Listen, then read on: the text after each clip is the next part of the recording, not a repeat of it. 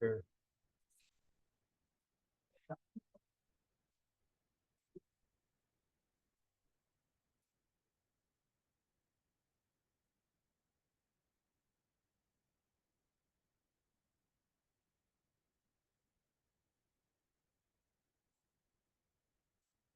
હા બ્રો.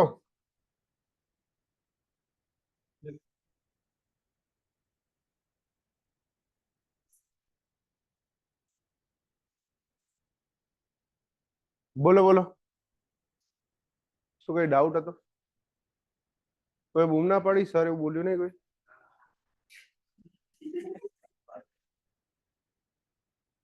ઉંમર થઈ ગઈ એટલે થાય હવે. તને મળી ગયો ને રસ્તો.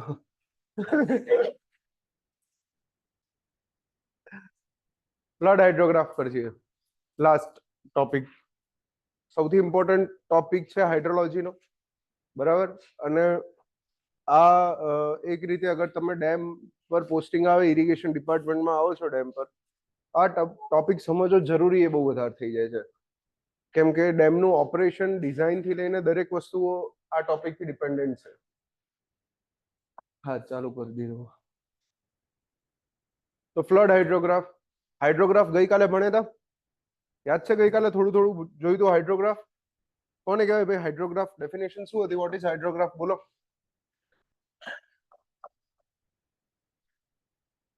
હાઇડ્રોગ્રાફ એક ગ્રાફ હતો શેના વચ્ચેનો? ડિસ્ચાર્જ વર્સિસ ટાઈમનો. આ બંને વચ્ચેનો ગ્રાફ હતો. હવે આના અલગ અલગ ટાઈપ્સ લખ્યા હતા. શેના આધારે ટાઈપ્સ લખ્યા હતા? કે કેટલો ટાઈમ કન્સિડર કરીએ છીએ એના આધારે ટાઈપ્સ લખ્યા હતા, રાઈટ? એમાંથી ફર્સ્ટ ટાઈપ કયો હતો ભાઈ? એન્યુઅલ હાઇડ્રોગ્રાફ. આખા વર્ષની હું ગણતરી મારું ત્યારે એન્યુઅલ હાઇડ્રોગ્રાફ કહેવામાં આવે. ડિસ્ચાર્જ અને ટાઈમનો આખા વર્ષનો હું પ્લોટ લઉં એને એન્યુઅલ હાઇડ્રોગ્રાફ કહેવાય. પછી હતું સિઝનલ અથવા તો મંથલી. અને આ રહ્યો લાસ્ટ પોર્શન છે ફ્લડ હાઇડ્રોગ્રાફ. આ ફ્લડ હાઇડ્રોગ્રાફની ડેફિનેશન ગઈકાલે આપણે કવર કરી હતી, રાઈટ છે? શું હતી ફ્લડ હાઇડ્રોગ્રાફની ડેફિનેશનમાં? શું કીધું હતું? કોને કહીશું ફ્લડ હાઇડ્રોગ્રાફ? કોઈ એક પર્ટિક્યુલર સ્ટ્રોમના કારણે ડિસ્ચાર્જ વર્સિસ ટાઈમના રિલેશનશિપમાં જે ફરક છે એને બતાવતો હાઇડ્રોગ્રાફ એટલે ફ્લડ હાઇડ્રોગ્રાફ. સમજો, કોઈ એક પર્ટિક્યુલર સ્ટ્રોમની વાત કરશું આપણે, કોઈ એક પર્ટિક્યુલર સ્ટ્રોમની વાત કરશું. અત્યાર સુધી આપણે એકલા ડિસ્ચાર્જ અને ટાઈમની વાત કરતા હતા. હવે કોઈ એક પર્ટિક્યુલર સ્ટ્રોમનો અર્થ શું છે કે અહીંયા આગળ બતાવ્યું છે કેચમેન્ટનું આઉટલેટ બતાવ્યું છે ને એક કેચમેન્ટ બતાવ્યું છે. અગર આ કેચમેન્ટ પર, આનો એરિયા ફિક્સ છે કેચમેન્ટનો, આ બધી ડિટેલ આપણને ખબર છે. આ કેચમેન્ટ પર ડ્યુરેશન લખી દઉં છું આ ટાઈમ માટે, સાંજે 5 PM ટુ 7 PM, આ 2 કલાક દરમિયાન અગર રેનફોલની ડેપ્થ 6 સેન્ટીમીટર જેટલો રેનફોલ આવે છે તો આ જે વેલ્યુ છે ને આ સ્ટોર્મ કહેવામાં આવે, રાઈટ? હવે સ્ટોર્મમાં બે વસ્તુ હોવી ખૂબ જરૂરી. આ ડેપ્થ તો ફાઇન કરો ના કરો ઠીક છે, પણ કોઈ પણ સ્ટોર્મને બતાવવું હોય ને તો આપણે હંમેશા સ્ટોર્મને રિપ્રેઝેન્ટ કરીએ છીએ એના ટાઈમથી, ડ્યુરેશનથી, કેટલું ડ્યુરેશન એ સ્ટોર્મ ચાલ્યું હતું. અને બીજું સ્ટોર્મની ઇન્ટેન્સિટી કેટલી હતી. આપણે 6 સેન્ટીમીટરની ડેપ્થ કીધી હતી તો 2 કલાકના ટાઈમ માટે કેટલી ઇન્ટેન્સિટી કહું? 2 કલાકના ટાઈમ માટે કેટલી કહેવાય? 3. ખબર છે ને ઇન્ટેન્સિટી કઈ રીતે ફાઇન કરે? Intensity is equal to depth divided by duration. 6 centimetre divided by 2 hour કેટલું આવે? 3 સેન્ટીમીટર પર અવર. આ હું લખી દઉં છું કે આ સ્ટોર્મની ઇન્ટેન્સિટી છે. તો કોઈ એક પર્ટિક્યુલર સ્ટોર્મ માટે, કોઈ એક પર્ટિક્યુલર સ્ટોર્મના કારણે મારા ડિસ્ચાર્જ અને ટાઈમનું જે વેરિએશન આવે છે એને હું ફ્લડ હાઇડ્રોગ્રાફ કહીશ. કોઈ પર્ટિક્યુલર સ્ટોર્મના કારણે ડિસ્ચાર્જ અને ટાઈમનું કોઈ વેરિએશન આવે છે. ફોર એક્ઝામ્પલ અહીંયા 5 થી 7 PM લખેલું છે અને 5 થી 7 વરસાદ પડે છે, આ 2 કલાક દરમિયાન વરસાદ પડે છે અને આ રિવરનો ક્રોસ સેક્શન એરિયા બતાવું છું, ચેનલ બતાવું છું કે જ્યાં આગળ આપણે હાઇડ્રોગ્રાફ મેજર કરીએ છીએ. કેચમેન્ટ તો ચલો બતાવી દીધો છે. કેચમેન્ટના આ સેક્શન પર, આ સેક્શન પર હાઇડ્રોગ્રાફ બનાવીએ છીએ. કેચમેન્ટના આઉટલેટ પર હાઇડ્રોગ્રાફ બનાવો છે આપણે. એ જગ્યાએ ડિસ્ચાર્જ અને ટાઈમનું વેરિએશન કેટલું છે એ સમજવું છે. તો હું અહીં આગળ આ રીતે ગ્રાફ પ્લોટ કરું. વાય એક્સિસ પર ડિસ્ચાર્જ આવી ગયો, એક્સ એક્સિસ પર ટાઈમ આવી ગયો, રાઈટ? અહીંયા આગળ ટાઈમ લખી દઉં છું. હવે ટાઈમ ક્યાંથી શરૂ થશે? જ્યારથી સ્ટોર્મ ચાલુ થયું છે ત્યારથી જ ટાઈમ શરૂ થશે. સીધી વાત છે.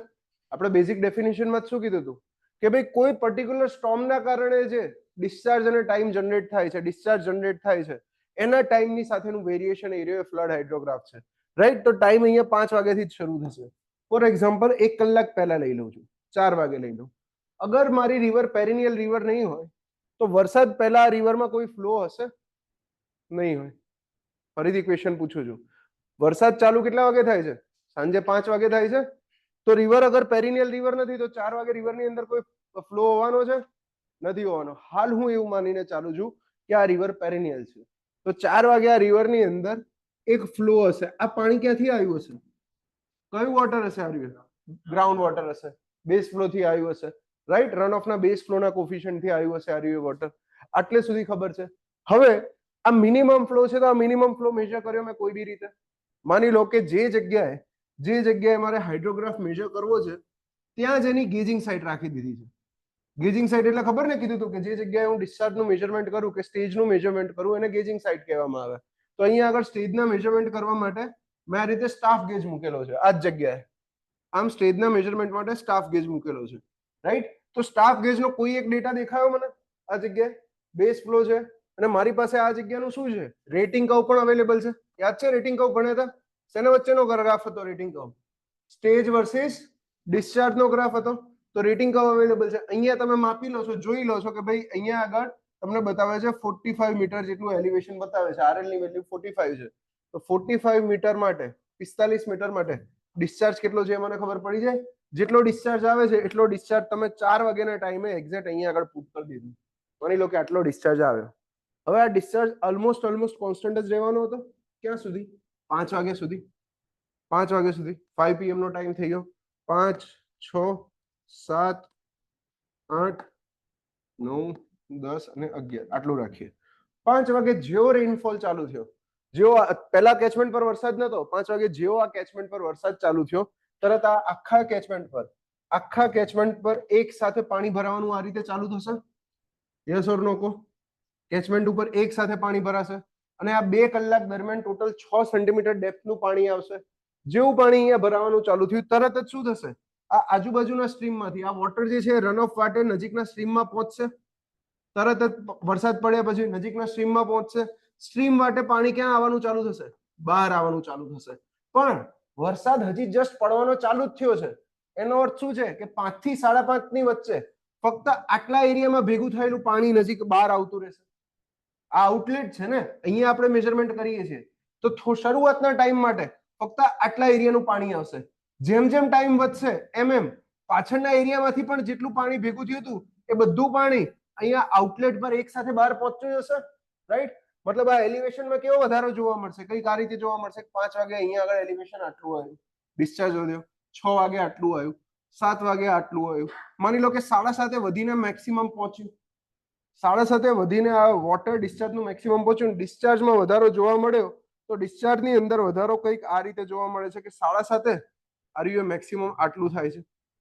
ક્લિયર છે આટલા સુધી? આ ખબર પડે છે? હવે 7 વાગે તો વરસાદ બંધ થઈ ગયો. તો ભાઈ વરસાદ ક્યારે પૂરો થઈ જાય છે? 7 વાગે એક્ઝેક્ટ પૂરો થઈ ગયો. રેનફોલ પૂરો થઈ ગયો. જેટલું પાણી આવવાનું હતું એ કેચમેન્ટમાં આવી ગયું. હવે શું છે કે પાણી બધું ભરાયેલું છે, સ્ટ્રીમમાં ભરાયેલું છે. 7 વાગે વોટરનું લેવલ આટલું છે. હવે સ્ટ્રીમમાં જે પાણી ભરાયેલું છે પાણી ડ્રેન થવાનું ચાલુ થશે, ઘટવાનું ચાલુ થશે, વોટર લેવલ રિડ્યુસ થવાનું ચાલુ થશે. તો અહીંયા આગળ આ જગ્યાએ વડીથી પાછું વોટર લેવલ ઘટીને ઓરિજિનલ વોટર લેવલે આવશે.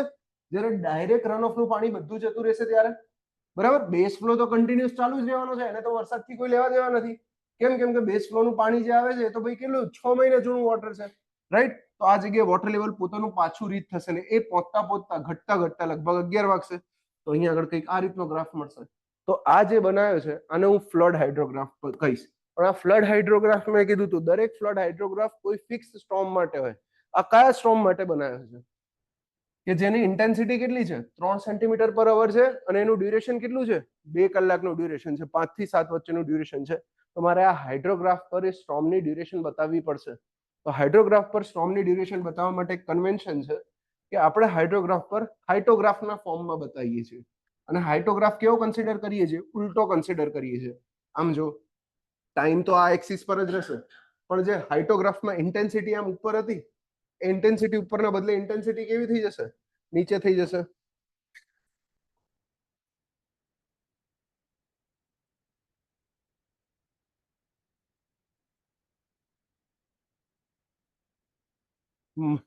તને વાગ્યું નહીં ને?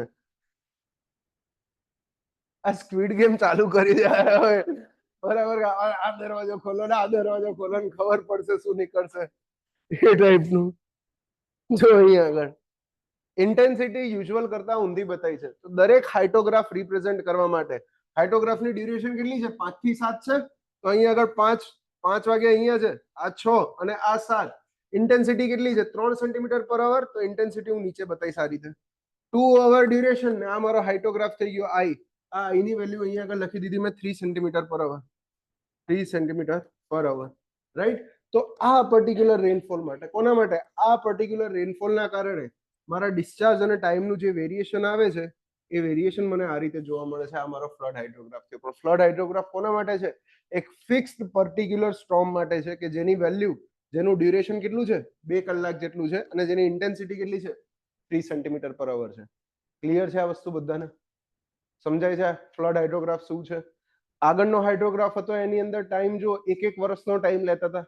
તો આ જે માઇન્યુટ વસ્તુ છે આના સ્કેલમાં હું તમને સમજાવું તો અહીંયા આગળ ફોર એક્ઝામ્પલ સ્કેલ કઈ આવી હોય કે આ 5 મીટર ક્યુબ પર સેકન્ડ છે, આ રીતે 10 મીટર ક્યુબ પર સેકન્ડ છે, આ 15 છે, આ 20 છે અને આ 25 મીટર ક્યુબ પર સેકન્ડ છે, રાઈટ. આ 5 થી 25 નો સ્કેલ હતો. ખાલી એક સ્ટોર્મના કારણે બતાવ્યું ને આપણે 6 કલાકના કારણે. પણ જ્યારે એન્યુઅલ હાઇડ્રોગ્રાફ બતાવો છો તો યાદ કરો એમાં 50 નો સ્કેલ ચાલુ થતો. 50 થી સ્ટાર્ટ કર્યું હતું. જોઈ લો ગઈકાલના લેક્ચરમાં એવું હોય તો કે અહીંયા 50 બતાવ્યો તો 50 મીટર ક્યુબ પર સેકન્ડ. અહીંયા ડાયરેક્ટ આવશે 100 મીટર ક્યુબ પર સેકન્ડ, રાઈટ. એટલે એની અંદર તો હાઇડ્રોગ્રાફ તમને આખો રેગ્યુલર જ દેખાશે, મંથલી હાઇડ્રોગ્રાફ. એમાં ના પડતા હાલ. ક્લિયર છે? આ રીતે થઈ ગયું મારું ફ્લડ હાઇડ્રોગ્રાફ. તો ડેફિનેશન થી વાંચો. ડેફિનેશનમાં શું કહે છે? આને એક રીતે એવું જોવું હોય તો આવું પણ કહી શકાય. જો આ કેચમેન્ટ છે, કેચમેન્ટ નું હું એક ફંક્શન તરીકે ટ્રીટ કરું. ફંક્શન કોને કહેવામાં આવે? મેથ્સમાં આવતું હતું, યાદ હોય તો. બરાબર, મેથ્સમાં આવતું હતું function f is equal to x plus y, x plus 1, x plus 2. Function એટલે કે કોઈ એવી ફિક્સ વસ્તુ કે જેમાં હું કોઈ ઇનપુટની વેલ્યુ નાખીશ તો મને કઈ આઉટપુટ મળશે. ફોર એક્ઝામ્પલ અહીંયા આગળ હું આવું કહી દઉં છું કે ફંક્શન જ સમજાવું છું અને ફંક્શન સમજાવવામાં અહીંયા એવું કહી દઉં છું કે function fx is equal to x નું ફંક્શન છે કે જ્યાં x પ્લસ 3 આવે આન્સર, રાઈટ. fx આની વેલ્યુ y જેટલી છે, આ x પ્લસ 3 આવે. આમાં x ની વેલ્યુ હું કઈ ઇનપુટ કરીશ? માની લો કે x ની વેલ્યુ હું ઇનપુટ કરું છું. કેટલી કરું? 1 પુટ કરું તો મને આઉટપુટ y ની વેલ્યુ કેટલી મળશે? 4. x ની વેલ્યુ 2 પુટ કરું તો y ની વેલ્યુ કેટલી મળશે? 3 પુટ કરું કેટલી વેલ્યુ મળશે? 6. તો આ કઈ એવી આઈટમ છે કે જેની અંદર કઈ નાખીશ તો બહાર કંઈક બીજું કાઢશે? સિમ્પલ શબ્દમાં કહું તો બરાબર, અંદર કંઈક નાખીશ ને બહાર કંઈક બીજું નીકળશે. તો મારું કેચમેન્ટ પણ એક ફંક્શન તરીકે જ કામ કરે છે. ધ્યાનથી જો એમાં ઇનપુટ શું થશે? ઇનપુટ રેનફોલ થશે. કોઈ એક ફિક્સ અમાઉન્ટનો મેં રેનફોલ ઇનપુટ કર્યો તો મને કોઈ એક ફિક્સ ટાઈપનું આઉટપુટ મળ્યું. ફિક્સ ટાઈપનું આઉટપુટ મળ્યું. સમજાય છે આ વસ્તુ? રાઈટ. અને આનો ઉપયોગ એટલો બધો છે, આ વસ્તુનો યુઝ એટલો બધો થશે કે અગર તમારી પાસે હાઇડ્રોગ્રાફ અવેલેબલ છે અથવા તમે પ્લોટ કરવાનું જાણો છો તો આખા કેચમેન્ટની અંદર માની લો કે ઉકાઈ ડેમની અંદર તમને ચાર્જ આપ્યો અને કહે છે કે ભાઈ કેચમેન્ટમાં 25 સેન્ટીમીટરનો વરસાદ થઈ ગયો છે 2 કલાકમાં, right.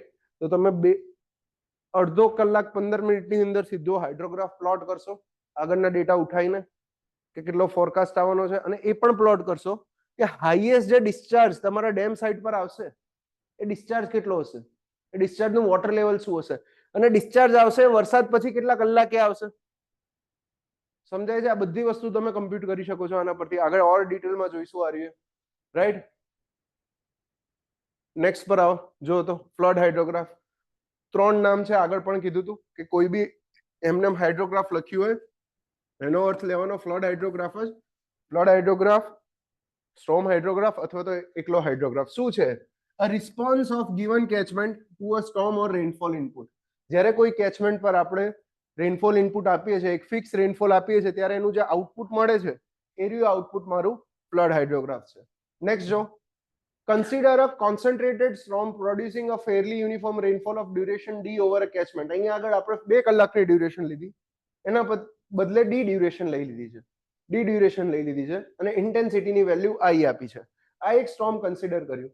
After the initial loss and infiltration losses are made, the rainfall excess reaches the stream through overland or channel flow. Thus, there is a time lag between the occurrence of rainfall in basin and the time when that water passes at the gauging site.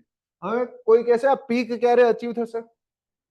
અહીંયા peak discharge મળે છે, સૌથી વધારે discharge મળે છે વરસાદ પડ્યા પછી.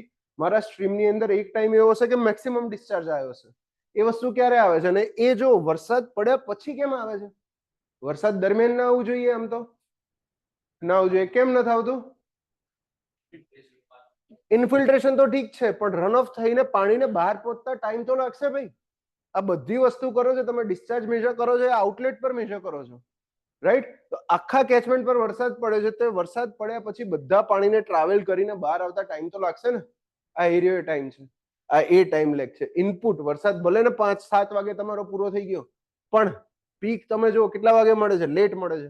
આપણા કેસમાં 7:30 બતાવી હતી, 8:30 બતાવી હતી લગભગ, રાઈટ? તો લેટ કેમ પડે છે? કે આ જે ટાઈમ લેગ છે, આ ટાઈમ લેગ શું ડિફાઇન કરે છે? કે ઇનપુટ અને આઉટપુટ વચ્ચેનો લેગ ડિફાઇન કરે છે. અને આ પીક ક્યારે અચીવ થશે? અગત્યનું આ છે કે આ પીક અચીવ ક્યારે થશે? કયા કેસની અંદર પીક અચીવ થશે ભાઈ?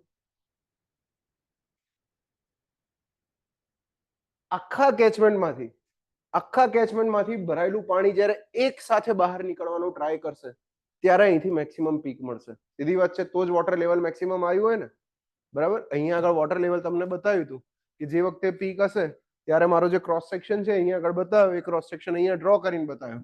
આ મારા ક્રોસ સેક્શનમાં વોટર લેવલ સૌથી મેક્સિમમ પહોંચશે. આ ક્યારે પહોંચશે? જ્યારે કેચમેન્ટનું બધું પાણી ભેગું થઈને એક સાથે બહાર નીકળવાનો ટ્રાય કરતો હશે, ત્યારે મને પીક મળશે. ક્લિયર છે આ વસ્તુ? નેક્સ્ટ જો, the runoff measured at the stream gauging station will give a typical hydrograph as shown. આ હાઇડ્રોગ્રાફ બતાવી દીધું છે, એ વસ્તુ આપણે ઓલરેડી ઓબ્ઝર્વ કરી. નેક્સ્ટમાં આવી જાઓ, કમ્પોનન્ટ્સ ઓફ હાઇડ્રોગ્રાફ. હાઇડ્રોગ્રાફના કયા કયા કમ્પોનન્ટ છે જો તો.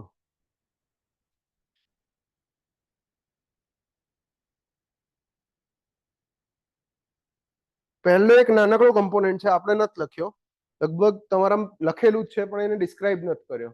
એમએ. એમએ કઈ જગ્યાએ છે આઈડેન્ટિફાઈ કર્યો? આર એ પોર્શન છે એમએ,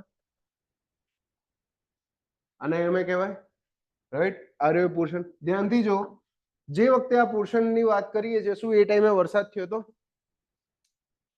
એ ટાઈમે વરસાદ થયો તો. વરસાદ ક્યારે થાય છે? પોઈન્ટ એ પછી થાય છે રેનફોલ.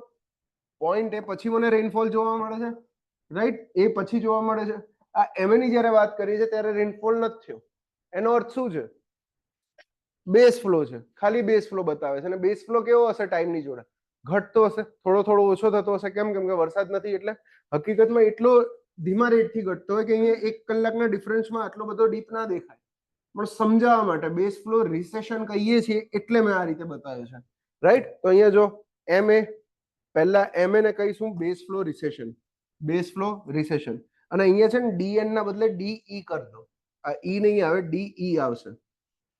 ડીએન નહીં આવે, અહીંયા ડીઈ આવશે,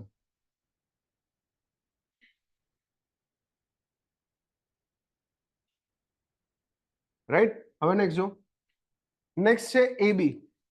એબી, આ એબી ને કહીશું આપણે રાઇઝિંગ લિમ્બ. આ એબી ને આપણે કહીશું રાઇઝિંગ લિમ્બ. સમજો આ રાઇઝિંગ લિમ્બ શું કહેવા માંગે છે. આ રાઇઝિંગ લિમ્બ ક્યારે થાય છે? જેવો વરસાદ ચાલુ થશે, જેવો રેનફોલ ચાલુ થયો, તરત જ સૌથી પહેલો રનઓફ નો કયો પોર્શન આવશે? ડાયરેક્ટ રનઓફ નો કયો ભાગ આવશે? Precipitation over the channel surface સૌથી પહેલા ભેગું થશે.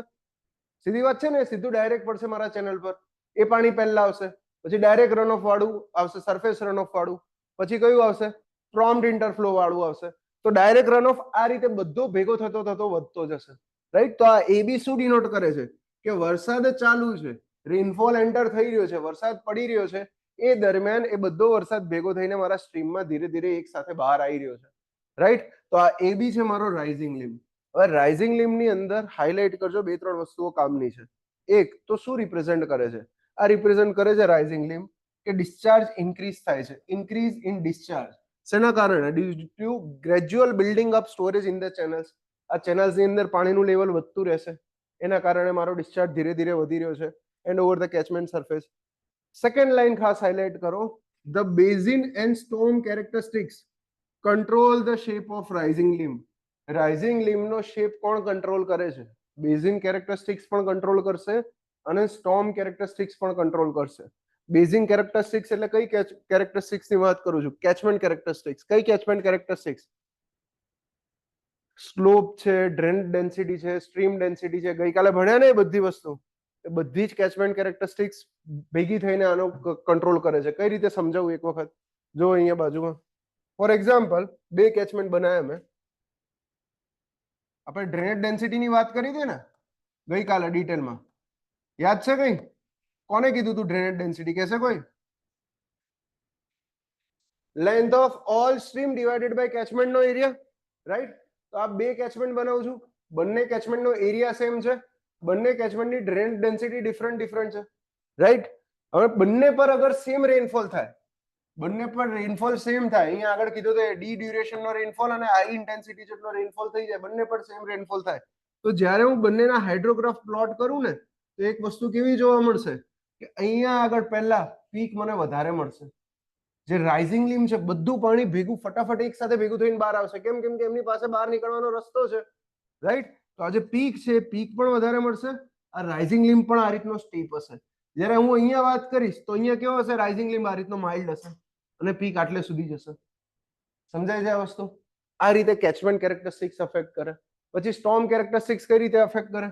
માની લો કે આ એક જ કેચમેન્ટ છે, આ એક જ કેચમેન્ટ છે, બીજું હાઇડ્રોગ્રાફ ભૂસી કાઢ્યું મેં, આ એક જ કેચમેન્ટ છે અને હું એવું કહું છું કે એક વખત વરસાદ પડે છે ડી ડ્યુરેશનનો, જેની ઇન્ટેન્સિટી I1 જેટલી છે અને આઈ ની વેલ્યુ લખી દઉં છું 10 સેન્ટીમીટર પર સેકન્ડ, અને બીજી વખત આઈ ની ઇન્ટેન્સિટી છે 100 સેન્ટીમીટર પર સેકન્ડ, 100 સેન્ટીમીટર પર સેકન્ડ.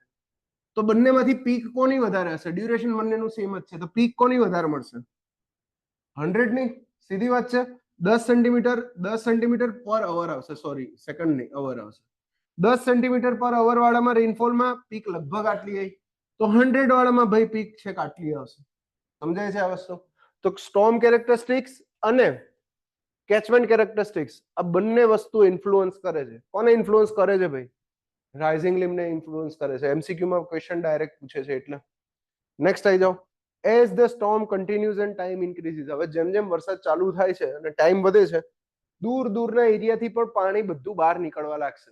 જેમ જેમ ટાઈમ વધશે એમ દૂરના એરિયાથી પણ વોટર ટ્રાવેલ કરતું કરતું કેચમેન્ટના આઉટલેટ પર પહોંચશે. એના કારણે હવે પછીનો જે પોર્શન આવશે એને હું કહીશ પીક. પીક, અને આ સેગમેન્ટને કહેવામાં આવશે ભાઈ પીક સેગમેન્ટ. આ બીસી વચ્ચેનો પોર્શન જો ક્રેસ્ટ સેગમેન્ટ. ક્રેસ્ટ સેગમેન્ટ, તો ક્રેસ્ટ સેગમેન્ટમાં ક્રેસ્ટ સેગમેન્ટ શેના ઉપર ડિપેન્ડ કરે એ પૂછે છે. ક્રેસ્ટ સેગમેન્ટ પણ બંને ઉપર ડિપેન્ડ કરશે, કેચમેન્ટની કેરેક્ટરિસ્ટિક્સ પર પણ ડિપેન્ડ કરશે અને સ્ટોર્મની કેરેક્ટરિસ્ટિક્સ પર પણ ડિપેન્ડ કરશે. The peak depends upon basin and storm characteristics, બંને પર ડિપેન્ડ કરશે. ક્રેસ્ટ સેગમેન્ટની ખાસ વાત શું હશે કે એની અંદર પીક ફ્લો હશે. પીક ફ્લો એટલે કે ફ્લડ હાઇડ્રોગ્રાફ દરમિયાન મેક્સિમમ કેટલો ફ્લો થયો? ફ્લડ હાઇડ્રોગ્રાફ દરમિયાન મેક્સિમમ કેટલો ફ્લો થયો? કેટલો થયો? આટલો ફ્લો થયો.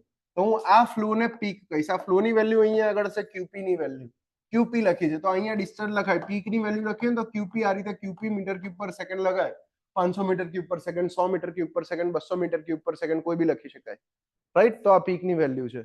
નેક્સ્ટ કે છે પીક ફ્લો અકર્સ વેન. હવે પીક ક્યારે અકર થશે? મેક્સિમમ ફ્લો ક્યારે અકર થશે? હાઇલાઇટ કરજો. when various part of the catchment simultaneously contributes amount to achieve the maximum amount of flow at the catchment outlet. Peak ક્યારે અચીવ થશે? જ્યારે કેચમેન્ટના બધા જ પાર્ટ સાયમલ્ટેનિયસલી, એનો અર્થ શું થાય?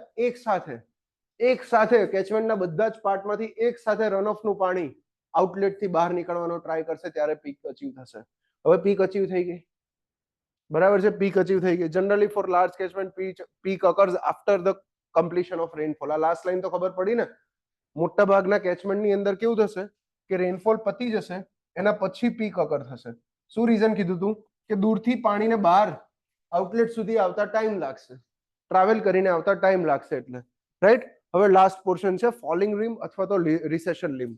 સમજવાનું છે ફોલિંગ લીમ અથવા તો રિસેશન લીમ. ફોલિંગ લીમ અને રિસેશન લીમ, વરસાદ પડ્યો, પડીને બંધ થઈ ગયો, બધું પાણી એક સાથે બહાર આવવાનો ટ્રાય કર્યું ત્યારે પીક અચીવ થઈ ગઈ. હવે પાણી તમારા આઉટલેટથી પાસ થઈ ગયું, એક સાથે જે પાણી આવતું હતું ને બહારનો દૂરના એરિયાથી, એ બધું તમારા આઉટલેટથી પાસ થઈ ગયું. હવે શું થશે? તો બધી ચેનલની અંદર રન ઓફ તો બંધ થઈ ગયું, પણ બધી ચેનલ જે પીક વખતે આટલી ફૂલ ભરેલી હતી આખી ચેનલ, હવે આ જે ભરેલી છે ને આ ચેનલ, આ ખાલી થવાનું ચાલુ કરશે પાણી. જ્યારે ચેનલની અંદર, જ્યારે સ્ટ્રીમની અંદર જે વોટર ભરેલું છે એ વોટર ખાલી થવાનું શરૂ કરે ત્યારથી હું કહીશ કે રિસેશન લીમ શરૂ થયું. તો રિસેશન લીમનો જે સ્ટાર્ટિંગ પોઈન્ટ છે, રિસેશન લીમનો જે સ્ટાર્ટિંગ પોઈન્ટ છે એ પોઈન્ટને કહેવામાં આવે point of inflation. Starting point કયો છે? C point. આ સી પોઈન્ટને કહેવામાં આવે point of inflation.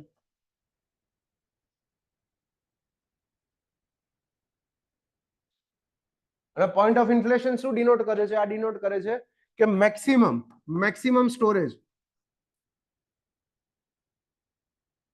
In stream. આ કઈ કન્ડિશન બતાવે છે? આ એ કન્ડિશન બતાવે છે કે મારા સ્ટ્રીમની અંદર જેટલા સ્ટ્રીમ છે એ બધા સ્ટ્રીમમાં મેક્સિમમ પાણી સ્ટોર થયેલું છે. બધા સ્ટ્રીમમાં મેક્સિમમ પાણી સ્ટોર થયેલું છે. ક્લિયર છે આ વસ્તુ? રાઈટ. એક વખત ફરીથી પાછળના પેજ પર વાંચી લઈએ. ઇટ રિપ્રેઝેન્ટ્સ ફોલિંગ લીમ્બ અથવા તો રિસેશન લીમ્બ. બીજું નામ રિસેશન લીમ્બ છે. આ શું રિપ્રેઝન્ટ કરે છે? તો કે રિસેશન લીમ્બ કે છે રિપ્રેઝન્ટ કરે છે, એક minute, okay, recession limb represent કરે છે withdrawal of water from the storage built up in the catchment area or channels. Channels અને કેચમેન્ટ એરિયામાં જે પણ સ્ટોરેજ બિલ્ડઅપ થયું હતું, જે પણ પાણી ભરાયું હતું, એ બધું વિથડ્રો થવાનું ચાલુ કરે છે. વિથડ્રો એટલે કે નીકળવાનું ચાલુ કરે છે. આ રિપ્રેઝન્ટ કરે છે during the earlier phase of hydrograph. આગળના પહેલા જે ફેઝમાં પાણી ભરાયું હતું આગળના ટાઈમ દરમિયાન, એ પાણી ઘટવાનું ચાલુ કરે છે. The starting point of falling limb. Highlight કરજો ખાસ, એક્ઝામમાં પૂછે છે, આ ડાયરેક્ટ એમસીક્યુ આવે છે. ફોલિંગ લીમ્બનો સ્ટાર્ટિંગ પોઈન્ટ જે છે, જેને પોઈન્ટ ઓફ શું કહેવામાં આવે? ઇન્ફ્લેશન. કયો છે પોઈન્ટ? એ સી પોઈન્ટ છે. ઓર રિસેશન લીમ્બનો રિપ્રેઝન્ટ કરે છે condition of maximum storage. Maximum સ્ટોરેજની કન્ડિશન રિપ્રેઝન્ટ કરે છે. પણ મેક્સિમમ સ્ટોરેજની કન્ડિશન કઈ જગ્યાએ રિપ્રેઝન્ટ કરે છે? બંને જગ્યાએ. કે ચેનલ સ્ટોરેજમાં પણ પાણી ભરાયું હોય અને સરફેસમાં પણ જે પાણી ભરાયું હોય એ વખતે મેક્સિમમ હશે. પોઈન્ટ સી એ વોટર સ્ટોરેજ થયેલું વોટર આખા કેચમેન્ટમાં કેવું હશે ભાઈ? મેક્સિમમ વોટર પોઈન્ટ સી એ સ્ટોર થયું હશે, જેને પોઈન્ટ ઓફ ઇન્ફ્લેશન કહીશું. રાઈટ. નેક્સ્ટ આવી જાઓ. હવે બીજો ક્વેશ્ચન કે અહીંયા આગળ કીધું હતું કે આ રાઇઝિંગ લીમ્બનો શેપ ડિપેન્ડ કરે છે સ્ટોર્મ અને કેચમેન્ટની કેરેક્ટરિસ્ટિક્સ પર. બરાબર. વરસાદ કઈ ટાઈપનો પડે છે અને કેચમેન્ટ કયા ટાઈપનું છે, બંને અસર કરે છે. રાઈટ. એના પછી એ વાત કરી હતી કે પીક એ પણ ડિપેન્ડ કરે છે સ્ટોર્મ અને કેચમેન્ટની કેરેક્ટરિસ્ટિક્સ પર. તો ફોલિંગ લીમ્બ શેના ઉપર ડિપેન્ડ કરશે? કેચમેન્ટ અને સ્ટોર્મ બંનેની કેરેક્ટરિસ્ટિક્સ પર ડિપેન્ડ કરશે કે એકલા કેચમેન્ટની કેરેક્ટરિસ્ટિક્સ પર? એકલા કેચમેન્ટની કેરેક્ટરિસ્ટિક્સ પર. કેમ? સ્ટોર્મ તો પાસ ઓન થઈ ગયું ને ભાઈ. વરસાદ તો પડી ગયો, વરસાદ પછી આ સ્ટોરેજ જનરેટ થયેલું છે. તો એક્ઝામમાં આ પણ પૂછે છે, હાઇલાઇટ કરજો. ઇન્ટરવ્યુમાં એ વધારે પૂછે છે. રાઈટ. કે કઈ કઈ હાઇડ્રોગ્રાફનો કયો કયો પોર્શન એના ઉપર ડિપેન્ડ કરે છે. The shape of falling limb depends only upon basin or catchment characteristics. Catchment characteristics અથવા તો basin characteristics પર જ ડિપેન્ડ કરે છે. It is independent of storm characteristics. એને storm characteristics થી કંઈ જ લેવા દેવા નથી. It is independent of it. Okay આટલે સુધી? પીકની અંદર પણ મેક્સિમમ સ્ટોરેજ હતું. આ આખા પોર્શનમાં મેક્સિમમ સ્ટોરેજ હશે. પણ આપણે જ્યારે ઘટાડાની વાત કરશું કે આ ઘટવાનું ચાલુ થયું, પણ એ ઘટાડામાં સૌથી છેલ્લો પોઈન્ટ કયો હતો જ્યારે મેક્સિમમ સ્ટોરેજ હતું? ત્યારે આ સી હતું. બાકી મેક્સિમમ સ્ટોરેજ તો પીકમાં હશે ને આ પોર્શનની અંદર હશે, ક્રેશ સેગમેન્ટની અંદર હશે. બરાબર છે. એક્ઝામમાં પૂછે ને તો સી જ લખજો, પોઈન્ટ ઓફ ઇન્ફ્લેશન. કેમ કે એમાં પીક પોઈન્ટ નહીં પૂછે, એમાં પૂછશે કયા પોઈન્ટ પર મેક્સિમમ સ્ટોરેજ હોય છે. રિસેશન લીમ્બના કયા પોઈન્ટ પર? એમાં ડાયરેક્ટ આન્સર આવશે point of inflation. Right. Next આવી જાઓ. ફેક્ટર્સ અફેક્ટિંગ હાઇડ્રોગ્રાફ અથવા તો શેપ ઓફ હાઇડ્રોગ્રાફ. હાઇડ્રોગ્રાફને અફેક્ટ કરતા કયા કયા ફેક્ટર છે? આટલા બધા ફેક્ટર હાઇડ્રોગ્રાફને અફેક્ટ કરતા છે. ફિઝિયોગ્રાફિક ફેક્ટર, ક્લાઇમેટિક ફેક્ટર, આ બધા છે. જો હવે ડિટેલમાં એક એક સમજવાના છે આપણા કામના. પહેલો છે શેપ ઓફ બેઝિન. બેઝિનનો શેપ કેવો છે? કેચમેન્ટનો શેપ કેવો છે? તો બંને કેચમેન્ટ ધ્યાનથી જો. ઘૂરો અને શું ફરક દેખાય છે? આ બે કેચમેન્ટ બતાવે છે. વાંચવાની જરૂર નહીં, એમને એમ જોશો તોય ખબર પડશે. આઉટલેટ આગળ કઈક ફરક દેખાય છે. બંનેના આઉટલેટ ક્યાં છે? બંનેના આઉટલેટ અહીંયા જ છે. રાઈટ સાઈડ જ બતાવે છે કેચમેન્ટના આઉટલેટ. બરાબર છે. જે જગ્યાએ આઉટલેટ છે ત્યાં જ પાણી બહાર નીકળતું હશે. આ પહેલાનું આઉટલેટ કેવું છે? પહોળું. બીજાનું આઉટલેટ કેવું છે? નેરો, પતલું. બરાબર. હવે આનાથી ફરક શું પડશે? બહુ ફરક પડશે. હાઇડ્રોગ્રાફ શું ડિનોટ કરે છે કે પાણી બહાર કેમનું નીકળવાનું છે. આ પહેલા કેચમેન્ટમાં બંને ઉપર અગર સરખો વરસાદ પડે, સમજજો ધ્યાનથી, બંને ઉપર અગર સરખો વરસાદ પડે તો પહેલા કેચમેન્ટની અંદર મોટા ભાગનું પાણી આઉટલેટની નજીક સ્ટોર થયેલું હશે, વધારે વોલ્યુમ ઓફ પાણી. જ્યારે સેકન્ડ કેચમેન્ટમાં વધારે વોલ્યુમ ઓફ પાણી આઉટલેટથી દૂરના પોર્શનમાં સ્ટોર થયું હશે. આ વસ્તુ ઓકે છે? બધાને સમજાય છે? હા કે ના કહેજો. તો આ પહેલા કેચમેન્ટનું પાણી કે જે આઉટલેટથી વધારે માત્રામાં સ્ટોર થયું છે, વધારે સ્ટોર થયેલું છે, તો આમાં શું થશે? પહેલા કેચમેન્ટમાં પીક જલ્દી આવી જશે. બરાબર? કેમ? કેમ કે બધું પાણી એક સાથે બહાર નીકળવાનો ટ્રાય કરવા લાગશે. જ્યારે અહીંયા આગળ પીકને આવતા શું થશે? વાર થશે. આ દૂરના પાણી ભેગું થઈને જ્યારે બહાર પહોંચશે ટ્રાવેલ કરીને કલાકો પછી, ત્યારે પીક આવશે. તો અગર હું બંનેનો શેપ ડ્રો કરું, બંનેના હાઇડ્રોગ્રાફનો શેપ, તો અહીંયા ધ્યાનથી જો, બંનેના હાઇડ્રોગ્રાફનો શેપ આ છે કે જે કેચમેન્ટનો આઉટલેટ પહોળો છે, જે કેચમેન્ટનો આઉટલેટ પહોળો છે, એ પર્ટિક્યુલર કેચમેન્ટમાં દેખાય છે મને કે પીક શરૂઆતના થોડાક ટાઈમમાં જ મળી જાય છે. દેખાય છે? જ્યારે સેકન્ડ કેચમેન્ટમાં શું છે કે જેનો આઉટલેટ નેરો છે અને જેની બેક પહોળી છે, બરાબર છે, જેનો હાયર એજીસનો રીજન પહોળો છે, ત્યાં આગળ પીક લેટ આવે છે. તો પીક જ્યારે પહેલા આવી જાય એને હું કહીશ અર્લી પીક. જલ્દી આવી જાય તો અર્લી પીક કહીશ. પણ પીકને આવતા અગર વાર લાગે, આ રીતે પીકને અચીવ થતા અગર ટાઈમ લાગે, તો એને કહીશું ડીલેડ પીક.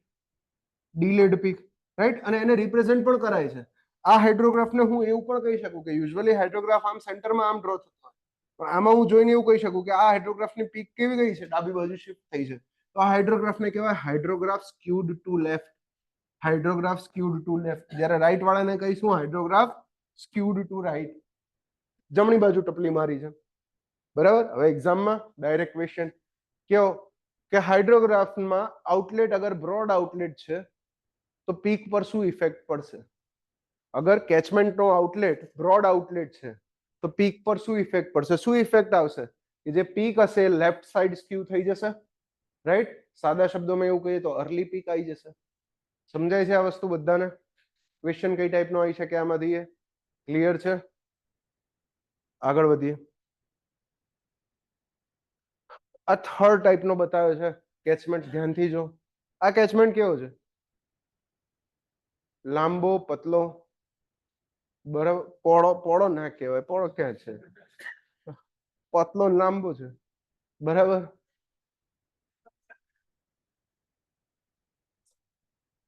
આવી એક્શનો ના આમ આમ કરે છે કે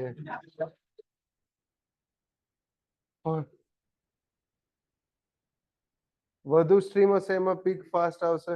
હા, ફાસ્ટ આવશે. વધુ સ્ટ્રીમ હશે એમાં. અહીંયા ધ્યાન આપો. જો આમાં કેચમેન્ટ બ્રોડ કોઈ જગ્યાએ નથી. કેચમેન્ટ ઓલમોસ્ટ યુનિફોર્મ વિડ્થ વાળું કેચમેન્ટ છે, રાઈટ? તો આ જગ્યાએ શું થશે? પીક આવશે? ના, પીક આવશે પણ કેવી આવશે? પીકની વેલ્યુ જ ઓછી હશે. જોઈ લો, ઓલમોસ્ટ સેન્ટરમાં જ પીક આવી છે. ઓલમોસ્ટ સેન્ટરમાં પીક આવી છે, બરાબર? એવું નથી કે પીક અર્લી આવી ગઈ છે કે પીક ડીલે આવી છે, પણ પીકની વેલ્યુ કેટલી છે? ઓછી છે. Compare to QP2 is less than QP1. આ બંનેમાં જેટલી પીકની વેલ્યુ હતી એના કરતા પીકની વેલ્યુ ઓછી છે, રાઈટ? તો આ રીતે શેપ ઓફ બેઝિન, બેઝિનનો શેપ અફેક્ટ કરે મારા હાઇડ્રોગ્રાફને.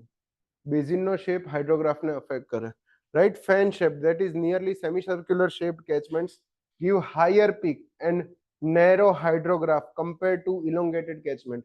આ બંને છે ને, આ બંનેને ફેન શેપ કેચમેન્ટ કહેવામાં આવે.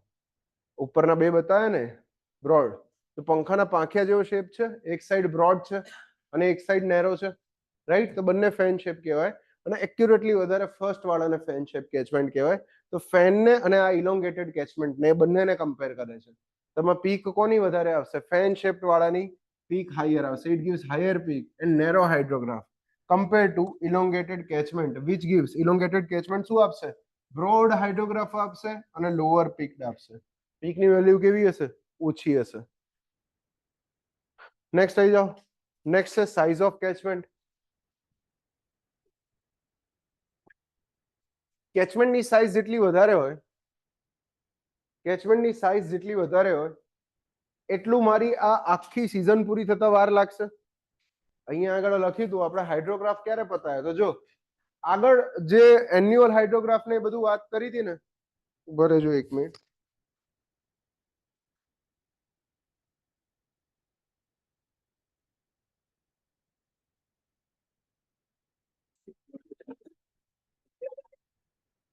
શું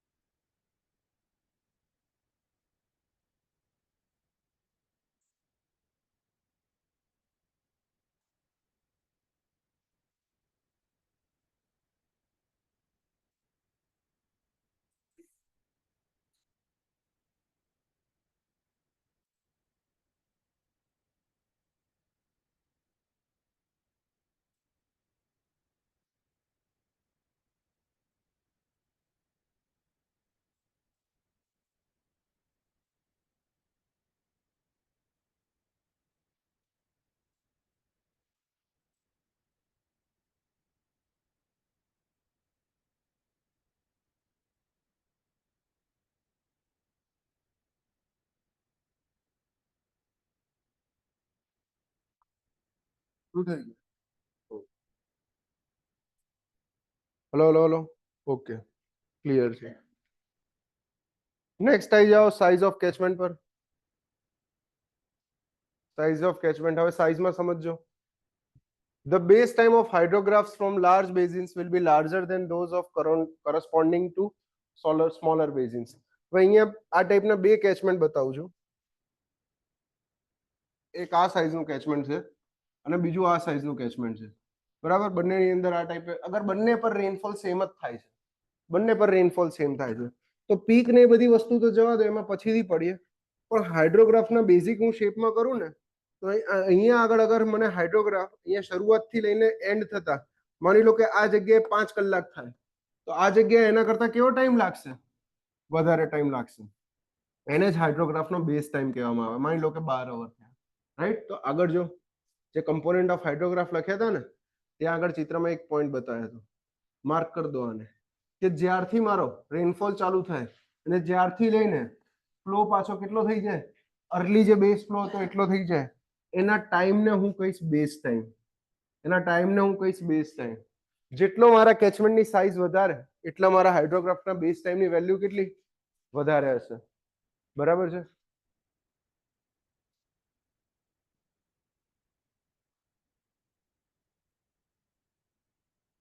ક્લિયર છે આ વસ્તુ? અહીંયા આગળ લખી જ છે, હાઇલાઇટ કરી દેજો આ પોઈન્ટ પર.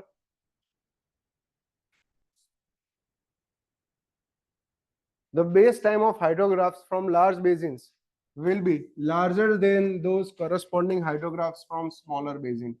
Large basin કરતા લાર્જ બેઝિનનો બેઝ ટાઈમ વધારે હોય સ્મોલર બેઝિન કરતા. હવે આવી જાઓ સ્લોપ ઓફ કેચમેન્ટ પર. કેચમેન્ટનો સ્લોપ, અગર બંને કેચમેન્ટની સાઇઝ સરખી છે અને એક કેચમેન્ટનો સ્લોપ વધારે છે અને એક કેચમેન્ટનો સ્લોપ ઓછો છે, સ્લોપ એટલે બેઝિકલી શું કહેવા માંગુ છું? ઢાળ, દેશી ભાષામાં. તો પીક કયા કેચમેન્ટમાં વધારે જલ્દી આવશે? જલ્દી પીક ક્યારે આવશે? જેમાં ઢાળ વધારે હશે એમાં, રાઈટ? તો એ જ વસ્તુ અહીંયા બતાવી છે. બે કેચમેન્ટ લખ્યા છે કે એક કેચમેન્ટનો સ્લોપ S1 છે અને એકનો સ્લોપ S2 છે. આમાં ક્લિયરલી દેખાય છે એમ કે S2 ની વેલ્યુ S1 કરતા વધારે છે. અહીંયા S1 લખી દેજો. S2 ની વેલ્યુ S1 કરતા વધારે છે. જે કેચમેન્ટનો સ્લોપ વધારે હશે, આ કેચમેન્ટ 2 નો સ્લોપ વધારે છે, તો આમાં રિસેશન લીમ જો ફટાક દઈને પૂરું થઈ ગયું, પાણી ફટાફટ ખાલી થઈ જશે, ઓછા ટાઈમમાં પાણી ખાલી થશે, આટલા ટાઈમમાં જ ખાલી થયું. જ્યારે આ S1 નો સ્લોપ, સોરી આ ઊંધું માર્ક થઈ ગયું, અહીંયા આગળ S1 કરવાનું હતું ને, હા બરાબર હતું, સોરી બરાબર હતું. S2 નો સ્લોપ S1 કરતા વધારે છે. આ જગ્યાએ જો ટાઈમ વધારે જશે, ક્લિયર છે? પાણીને બહાર નીકળતા ટાઈમ થશે. કેમ? કેમ કે આનો સ્લોપ કેવો છે? લેસ છે અને આનો સ્લોપ કેવો છે? મોર છે. બરાબર છે? સ્ટીપર રિઝેશન ઓર ફોલિંગ લીમ, લેસર ટાઈમ બેઝ. હવે આવી જાવ ડ્રેનેજ ડેન્સિટી. આ બી ભણ્યા છો, આ તો મલ્ટિપલ ટાઈમ ડિસ્કસ કર્યું છે. જે કેચમેન્ટની ડ્રેનેજ ડેન્સિટી વધારે હોય ત્યાં આગળ પાણી કેવું બહાર નીકળે? ઝડપથી બહાર નીકળશે, તો એની પીક મને જલ્દી મળશે અને પીકની વેલ્યુ પણ વધારે મળશે. જોઈ લો અહીંયા આગળ એ પણ છે, પીક મળે પણ ઝડપી. આ પહેલા ડ્રેનેજ ડેન્સિટી જેની વધારે છે, DD1, જેની ડ્રેનેજ ડેન્સિટી વધારે છે, એનો આ હાઇડ્રોગ્રાફ છે.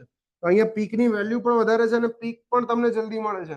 જ્યારે સેકન્ડ વાળાનો હાઇડ્રોગ્રાફ બતાવું કે આ DD2 ડ્રેનેજ ડેન્સિટી, કે જેમાં ડ્રેનેજ ડેન્સિટી ઓલમોસ્ટ નીલ જેવી જ છે, એકાદ બે સામાન્ય સ્ટ્રીમ જ છે, તો એની પીક જો અચીવ થતા પણ ટાઈમ લાગશે અને પીકની વેલ્યુ પણ કેવી હશે, ઓછી હશે, રાઈટ. તો બંને વસ્તુ ધ્યાન રાખવાની.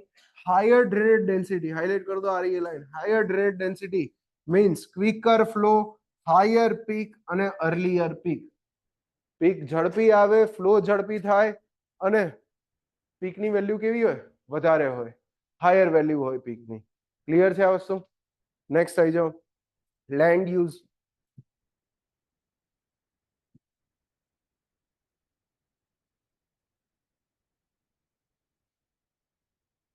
લેન્ડ યુઝ, તો લેન્ડ યુઝમાં શું કહે છે કે બે ટાઈપની લેન્ડ છે. એક લેન્ડ એવી છે કે જેની ઉપર વેજીટેશન અને ફોરેસ્ટ કવર છે, જેની પર વેજીટેશન અને ફોરેસ્ટ કવર છે, અને બીજી લેન્ડ અર્બનાઇઝ લેન્ડ છે, મતલબ કે સિટીની લેન્ડ છે. તો જે જગ્યાએ ફોરેસ્ટ કવર હશે ત્યાં આગળ ઇન્ફિલ્ટ્રેશન વધારે હોવાનું છે, ત્યાં આગળ રન ઓફ ઓછો જનરેટ થવાનો છે જ્યાં ફોરેસ્ટ વધારે છે ત્યાં, અને પાણીને ફ્લો થવા માટે રેઝિસ્ટન્સ વધારે મળશે, ત્યાં આગળ રેઝિસ્ટન્સ અવરોધ વધારે ઊભો થશે, રાઈટ. તો જે જગ્યાએ વેજીટેશન અને ફોરેસ્ટ વાળો સરફેસ છે ત્યાં આગળ ઇન્ફિલ્ટ્રેશન વધારે થશે અને એના કારણે ઓવરફ્લોમાં ઘટાડો થશે, રિટાર્ડન્સ ઓફ ઓવરફ્લો થયેલો કહેવાશે. જ્યારે જે જગ્યાએ વેજીટેશન કવર ઓછું હશે, આ હાયર વેજીટેશન કવર શું કરશે, તમારા પીકની વેલ્યુ રિડ્યુસ કરી દેશે. અગર વેજીટેશન વધારે છે તો પીકની વેલ્યુ ઘટાડી દેશે અને ટાઈમ ઓફ પીક પણ ડીલેડ પીક કરી દેશે, લેટ આવશે પીક તમારી પાસે વેજીટેશન કવર અગર વધારે છે તો. હવે આ ટાઈપની વસ્તુ સેમ અર્બનાઇઝેશન અને રૂરલ એરિયા, એ જે ડિફરન્સ હતો એ જ ડિફરન્સ અહીંયા છે. જ્યાં રૂરલ એરિયા છે એ જગ્યાએ પેવ્ડ સરફેસ નહીં હોય, એ જગ્યાએ વેજીટેશન વધારે હશે, તો રૂરલ એરિયાનો હાઇડ્રોગ્રાફ મને કંઈક આ રીતનો મળશે, બિફોર અર્બનાઇઝેશન, અને આ આફ્ટર અર્બનાઇઝેશનનો હાઇડ્રોગ્રાફ છે. તો અત્યારે તમે જે જોવો છો પાણી ભરી જાય છે, તો જેટલું અર્બનાઇઝેશન વધશે એટલું ક્વિકર કોન્સન્ટ્રેશન ઓફ ફ્લો થશે due to rapid overland flow and impervious surface. જેટલું અર્બનાઇઝેશન વધશે, જેટલા પેવ્ડ સરફેસ વધશે, જેટલા ફ્લેટ વધશે એટલા પેવ્ડ સરફેસ વધશે, એટલા પાર્કિંગ વધશે, એટલા રોડ રસ્તાઓ નવા બનશે, એટલા ફૂટપાથ નવા બનશે, રાઈટ. નેચરલ વોટરને ઇન્ફિલ્ટ્રેટ કરવા માટે જગ્યા જ નહીં મળે. તો હાલની કન્ડિશન જે સિટીઝની અંદર થાય છે, બધું પાણી ભેગું થયું, બધું પાણી ભેગું થઈને જે સૌથી નીચાણવાળો જગ્યા હતી ત્યાં આગળ ભરાઈ ગયું, અને ત્યાંથી પાણીને બહાર નીકળવા માટે એક જ આઉટલેટ આપ્યું છે ખાલી, બરાબર. તો આવી કન્ડિશન થાય કે 2 કલાક, 4 કલાક, 10 કલાક, 12 કલાક સુધી ઘૂંટણ સુધી પાણી ભરેલું રહે નીચાણવાળા વિસ્તારોમાં. ઠીક છે, આવું ના થાય એનું સોલ્યુશન શું છે, આખા સિટીને મેપ કરો એલિવેશનથી. બહુ બેસ્ટ સોલ્યુશન છે, એક જ વખતનું છે પણ ટાઈમ ટેકિંગ વસ્તુ, 2 વર્ષ ભૂલી જવાની. આખા સિટીને એક સાથે જીઆઈએસ થી મેપ કરો, દરેક પોઈન્ટના એલિવેશન માર્ક કરો, જે ડિઝાઇન થયેલી ડ્રેઇન છે એને મેન્ટેન કરવાના પગલા લો. જે જગ્યાએ એવું લાગે છે કે અહીંયા દર વર્ષે પાણી ભેગું થાય જ છે, હવે મ્યુનિસિપાલિટી કેવી બુદ્ધિશાળી કહેવાય, સિમ્પલ કહું, તમે રહો છો તમને ખબર જ હશે કે અહીંયા આગળ ગાંધીનગરમાં પેલા ઘબેની ચોકડીએ પાણી ભરાય જ છે જેટલી વખત વરસાદ પડે, બરાબર છે. આ ઘબેનું સર્કલ છે ત્યાં આગળ પટેલ પાર્લર વાળો કોર્નર છે, ત્યાં પાણી ભરાય છે ને ભરાય જ છે. 4 કલાક પછી પાણી બહાર નીકળશે. વરસાદ પડી જાય, મજબૂત વરસાદ પડે તો 4 કલાક પછી બહાર નીકળશે. પણ આપણા આરએનબી ના એસો એટલા હોશિયાર, રોડ આરએનબી પાસે જ છે રે, બરાબર, કેપિટલ પ્રોજેક્ટની અંદરમાં જ આવે. આરએનબી ના એસો એટલા હોશિયાર કે એ નથી દેખાતું ત્યાં આગળ એક જ ગટરનું ઢાંકણું આપેલું તો બાજુમાં બીજા 2 ઢાંકણા મૂકી દે પાણીને પાસ થવા માટે, આઉટલેટ બનાવી દે ભાઈ તું ત્યાં બીજા. ચલો તમે સ્લોપ ઇમ્પ્રુવ ના કરી શકો, એ બાજુનો ઢાળ ઇમ્પ્રુવ કરો બહુ અઘરો છે. કેમ કે આખો આ રોડનો ટ્રાફિક રોકી રાખવો પડે સવાર સાંજ દરમિયાન. તમે ત્યાં આગળ એનું સોલ્યુશન એ નથી આપી શકતા, તો સેકન્ડરી સોલ્યુશન આપવાની તૈયારી રાખો. અને આ વર્ષનું 5-6 વર્ષનું દરેક જગ્યાએ એવું હોય જ એકાદું, તો તમે ક્યારેક એન્જિનિયર બનો, બરાબર છે. અને ક્યારેક હા એન્જિનિયર તો બની ગયા પણ સરકારી એન્જિનિયર બનો, બરાબર. પેલો અમદાવાદ મ્યુનિસિપલ કોર્પોરેશનના વિડીયો નહીં, શું કરવું છે ભાઈ, ખોદી કાઢવું છે, ખોદી કાઢો, બરાબર. મોજે મોજ પડે, લોકો ટ્રાફિક થી ખાડા બાડા પડેલા હોય, કમરો 2-4 ની તૂટતી હોય, પંચર વાળાને સ્કૂટર મિકેનિક વાળાઓને મોજ પડતી હોય, એવું નહીં કરવાનું. આપણે પબ્લિકને બેઝિક ફેસિલિટી આપવાનો ટ્રાય કરવાનો, બરાબર. ચલો તમે દુબઈ જેવું ના બનાવો, બરાબર, પાકિસ્તાન જેવા હાલ તો ના કરો, ભારતનું લેવલ ભારત જેવું તો રાખો એટલીસ્ટ, એ કહેવાનો અર્થ છે, રાઈટ. તો એનું સોલ્યુશન એ કે લોકલ પબ્લિકને પૂછો, તમારી જોબ ક્યાં લાગવાની છે તમને ખબર નથી. હાલ અહીંયા આગળ જે એસો પોસ્ટિંગ છે જેની અંડરમાં કેપિટલ પ્રોજેક્ટના રોડ નંબર 2, 1, 2, 3, 4, 5 રસ્તાઓ આવે છે, 1 થી 5 નંબરના રસ્તાઓ, આરે આડા ઉભા રસ્તાઓ અને આડા રસ્તાઓ બધા ક ખ ગ ગ ચ છ જ આ બધા રોડ આવે છે જે એસો પાસે, એ એસો પોતે ગાંધીનગરનો નથી, પણ એનામાં એટલી બુદ્ધિ તો હોવી જોઈએ કે લોકલ પબ્લિકને પૂછે કે ચલો વરસાદ પડે તો 4 આંટા મારીએ, બરાબર. એક્સીએન ને ડીઈ માં હોવી જોઈએ કે આ વસ્તુ ના થવી જોઈએ, રાઈટ. તો તમે ધ્યાન રાખજો મ્યુનિસિપાલિટીમાં ક્યારે કામ કરવા જાઓ, આરએમસીમાં રાજકોટ મ્યુનિસિપલ કોર્પોરેશનની અંદર પોસ્ટિંગ આવ્યું, હવે આપણે તો રાજકોટના છીએ જ નહીં, કંઈ કરવાનું જ નહીં એવું નહીં, સરકારી નોકરી એટલે જમાઈ નહીં બનવાનું આપણે, બરાબર. તમને નોકરી લાગશે એટલે ઘણા લોકો કહેશે હવે તમે સરકારી જમાઈ થઈ ગયા, હા થઈ ગયા, બરાબર, પણ હવે ફુવા નહીં બનવાના જમાઈમાંથી, રાઈટ. આપણે કામ કરવાનું છે 21મી સદીના જમાઈ જેવું, બરાબર. સાસરે સમારવા નહીં બેસી જવાનું શાક સમારવા, અહીંયા ધ્યાન આપો. નેક્સ્ટ પોર્શન પર ધ્યાન આપો. ડાયરેક્શન ઓફ સ્ટોર્મ, આ વસ્તુ બહુ ઇમ્પોર્ટન્ટ કરે છે, રાઈટ. અને આ વસ્તુ એટલી ઇમ્પોર્ટન્ટ છે કે એના કારણે આપણને જ ફાયદો થયો છે અલ્ટિમેટલી, એ હું પણ સમજાવીશ તમને આ ટોપિક પછી, કે સ્ટોર્મનું ડાયરેક્શન હાઇડ્રોગ્રાફ પર કઈ રીતે અફેક્ટ કરે. પહેલામાં બતાવે છે, અગર હું કેચમેન્ટમાં અપસ્ટ્રીમ અને ડાઉનસ્ટ્રીમ ડાયરેક્શન લખી દઉં તો આ કેચમેન્ટની અપસ્ટ્રીમ ડાયરેક્શન કહેવાય અને આ કેચમેન્ટની ડાઉનસ્ટ્રીમ ડાયરેક્શન કહેવાય. જે તરફ પાણી જતું હોય એને ડાઉનસ્ટ્રીમ ડાયરેક્શન કહેવાય. તો પહેલા કેસમાં શું છે, ડાયરેક્શન ઓફ સ્ટોર્મ કેવી છે, સ્ટોર્મ ડાઉનસ્ટ્રીમ થી અપસ્ટ્રીમ તરફ આવી રહ્યું છે, રાઈટ. લખી જ છે ડાઉનસ્ટ્રીમ ટુ અપસ્ટ્રીમ તરફ સ્ટોર્મ મૂવ કરે છે. ત્યારે ધ્યાનથી જો કઈ ટાઈપની કન્ડિશન થશે, ત્યારે શું થશે, સ્ટોર્મ જ્યારે ડાઉનસ્ટ્રીમ થી અપસ્ટ્રીમ તરફ આવતું હશે ત્યારે પહેલા ક્યાં પાણી ભરાશે, અહીંયા પાણી ભરાશે, રાઈટ.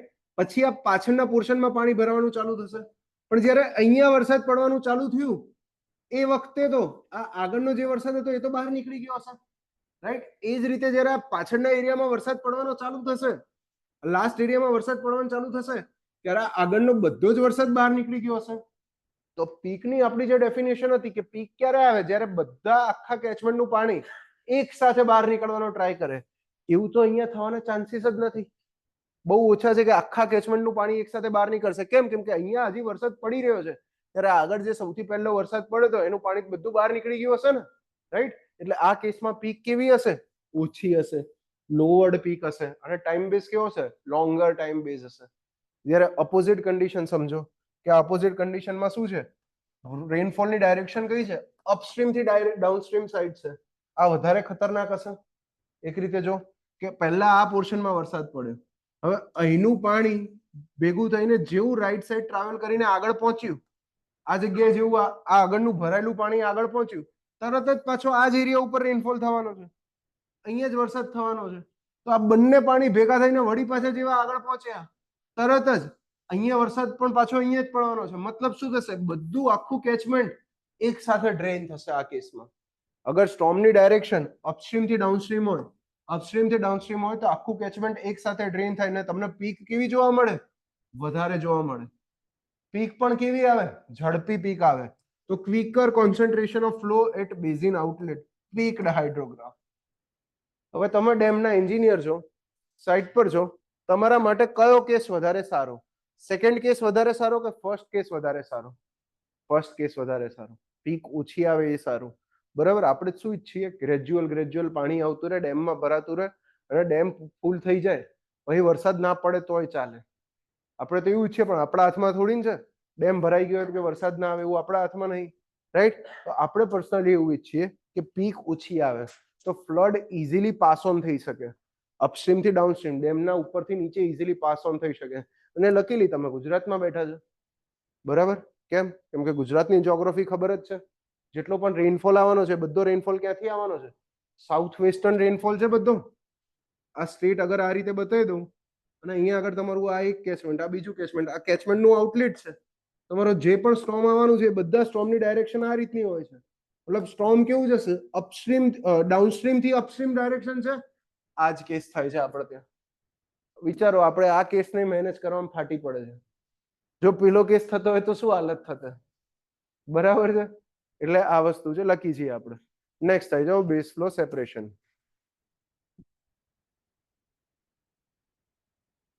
પહેલા બેઝ ફ્લો સમજીએ. અહીંયા આગળ વાત કરી હતી, આગળ બતાવ્યું હતું, તમે જ કીધું હતું કે અગર ચેનલની અંદર વરસાદ પહેલા કોઈ ફ્લો છે તો એ બેઝ ફ્લો છે, બરાબર છે. હવે આ બેઝ ફ્લો અને આ જ પોઈન્ટ થી વરસાદ પડવાનું ચાલુ થાય છે, તો એ વરસાદના કારણે આ ટાઈપનો આઉટફ્લો જનરેટ થાય છે. રાઈટ. અને અહીંયા આગળ પાછો વરસાદના કારણે એનો પાણીનો આઉટફ્લો બંધ થઈ ગયો. એનો અર્થ શું થયો? આટલેથી પાછો શું ચાલુ થયો? બેઝ ફ્લો જ ચાલુ થયો. રાઈટ. આ બે જગ્યાએ બેઝ ફ્લો છે. હું તમને એવું પૂછું કે મારે સ્ટડી માટે તો એ કામનું છે કે વરસાદના કારણે આ પર્ટિક્યુલર રેનફોલના કારણે ડાયરેક્ટ કેટલું પાણી આવે છે. બેઝ ફ્લો નીકાળ દઉં. બેઝ ફ્લો નીકાળવું હોય તો શું કરવું પડે? સિમ્પલી તમને આમાં કહું, તમે કહેશો સાહેબ આટલેથી બધી વસ્તુ છે ને માઇનસ જ કરી દો. વાત સાચી કે ખોટી? વાત સાચી કે ખોટી? આ બધું બેઝ ફ્લો જ છે, જેટલું પીળા કલરનું માર્ક કર્યું એ બધું નીકાળ દો. રાઈટ. તો જે ઇનિશિયલ ડિસ્ચાર્જ હશે એ ઇનિશિયલ ડિસ્ચાર્જને ભૂલી જ જવાનું. ને વરસાદ પડે છે, જે મોમેન્ટે વરસાદ ચાલુ થયો ત્યારથી જે ડિસ્ચાર્જ હશે ત્યારથી ચાલુ થશે. ત્યારથી જે ડિસ્ચાર્જ હશે ત્યારથી ચાલુ થશે. તમારો હાઇડ્રોગ્રાફ આ રીતનો મળશે. પણ આ હાઇડ્રોગ્રાફ શેના કારણે છે? આ જો 0 થી ચાલુ થાય છે અને 0 એ પૂરો થાય છે, તો આ હાઇડ્રોગ્રાફ શેના કારણે છે? ફક્ત ને ફક્ત શેના કારણે છે? ડાયરેક્ટ રન ઓફ ના કારણે છે. તો આ હાઇડ્રોગ્રાફને એટલે કહીશું ડાયરેક્ટ રન ઓફ હાઇડ્રોગ્રાફ, DRH કહેવામાં આવે. આ હાઇડ્રોગ્રાફને ડાયરેક્ટ રન ઓફ હાઇડ્રોગ્રાફ કહેવામાં આવે. અને ડાયરેક્ટ રન ઓફ હાઇડ્રોગ્રાફ મેળવવો હોય તો શું કરવું પડે? આ આખો હાઇડ્રોગ્રાફ હતો, આને શું કહેતા હતા આપણે? ફ્લડ હાઇડ્રોગ્રાફ કહેવાતા હતા. આ ફ્લડ હાઇડ્રોગ્રાફમાં બેઝ ફ્લોનો પોર્શન છે. તો અગર ડાયરેક્ટ રન ઓફ હાઇડ્રોગ્રાફ જોઈતો હોય, DRH જોઈતો હોય, તો ફ્લડ હાઇડ્રોગ્રાફના કોઓર્ડિનેટમાંથી શું કરવું પડે? બેઝ ફ્લોને બાદ કરવો પડે. બેઝ ફ્લોને બાદ કરવો પડે. ક્લિયર છે આ વસ્તુ? આટલે સુધી કોઈને કઈ ડાઉટ, ડિફિકલ્ટી? સમજાય છે? રાઈટ. હવે બેઝ ફ્લો સેપરેશનની ટેકનિક છે, ફિલ્ડમાં ફોલો કરીએ છીએ. એકમાં એવું માનીએ છીએ, એક મેથડમાં એવું માનીએ છીએ કે બેઝ ફ્લો તમારો જે શરૂઆતથી ઘટતો હશે ને એ ઘટતો જ રહેશે. પીક આવશે પછી વધવાનો ચાલુ થશે. તો એમાં આટલો બેઝ ફ્લો લઈએ છીએ. સેકન્ડ મેથડની અંદર એવું માનીએ છીએ કે બેઝ ફ્લો મારો કોન્સ્ટન્ટ જ છે. અહીંયા જે ઘટ્યો, વરસાદ ચાલુ થયો પછી જે બેઝ ફ્લો હતો એટલો જ લેવાનો, એટલો જ લેવાનો એન્ડ સુધી. અને થર્ડ મેથડમાં એવું માનીએ છીએ કે બેઝ ફ્લો ઘટ્યો, વરસાદ ચાલુ થયો ત્યારથી વધવાનો ચાલુ થયો. ક્યાં સુધી વધ્યો હશે? પોઈન્ટ ઓફ ઇન્ફ્લેશનનો નીચે જે પોઈન્ટ આવ્યો ત્યાં સુધી વધ્યો હશે અને પોઈન્ટ ઓફ ઇન્ફ્લેશન ક્રોસ થયો પછી બેઝ ફ્લો ઘટ્યો હશે. આ મેથડ 3 વધારે એક્યુરેટ મેથડ છે, પણ ફિલ્ડમાં આપણે હંમેશા કઈ મેથડ ફોલો કરીએ છીએ? મેથડ 1, આ સ્ટ્રેટ લાઈન વાળી. ઈઝી પડે એટલે. રાઈટ. આપણે તો એ બધું પણ નહીં કરવાનું. આપણે આ બધી વાર્તા કરવાની એ નહીં. ઠીક છે. આ 3 મેથડમાંથી એક મેથડ યાદ નહીં રાખવાની. ખાલી એટલું ધ્યાન રાખવાનું છે કે ડાયરેક્ટ રન ઓફ, વરસાદના કારણે પાણી કેટલું આવ્યું એ જોવું હોય, ડાયરેક્ટ રન ઓફ હાઇડ્રોગ્રાફ મેળવવો હોય તો બેઝ ફ્લો બાદ કરવો પડે. રાઈટ. આ પેજ પર તમારા કામનું કશું જ નથી આ ચિત્ર સિવાય. આ ચિત્ર સિવાય. ક્લિયર છે? કે જેમાં તમને બતાવે છે કે બેઝ ફ્લો કઈ જગ્યાએ છે.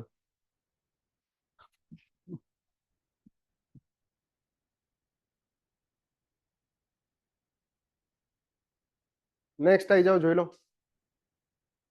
The surface run off hydrograph, the surface run off hydrograph obtained after separation of base flow. Base flow ને બાદ કર્યા પછી જે સરફેસ રન ઓફ હાઇડ્રોગ્રાફ મળે છે એને કહેવામાં આવશે ભાઈ ડાયરેક્ટ રન ઓફ હાઇડ્રોગ્રાફ. ઠીક છે. અને અહીંયા જે વસ્તુ લખી છે સોલ્વ કરવાનો ટ્રાય કરો. આ જે ક્વેશ્ચન લખ્યો છે બોર્ડ પર જો, અંદર સોલ્યુશન ના જોતા, બોર્ડ પર જોઈને શાંતિથી વાંચીને વિચારો. વંચાયું છે ને છેલ્લે સુધી? હજી ઝૂમ કરો. લો, હજી મોટું કરો, હજી મોટું કરો. બસ આટલું જ થાય. ઇતને મેં ઇતના ही आएगा. જોઈ લો અહીંયા આગળ, વાંચો ક્વેશ્ચન ધ્યાનથી.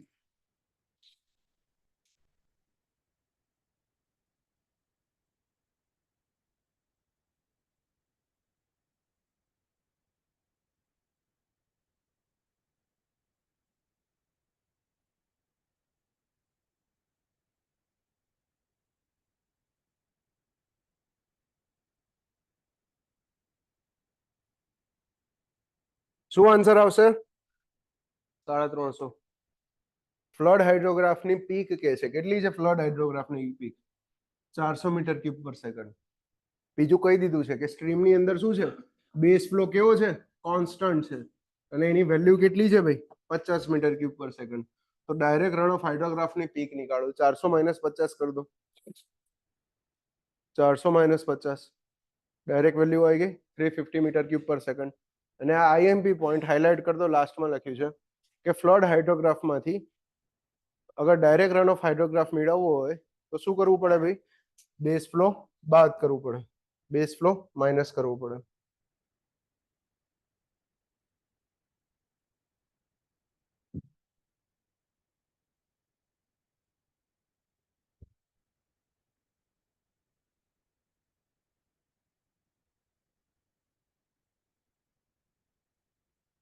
Time of concentration, time of concentration highlight કરો. બેઝિક ડેફિનેશન જ છે, બેઝિક ડેફિનેશન છે. કોને કહેવામાં આવે?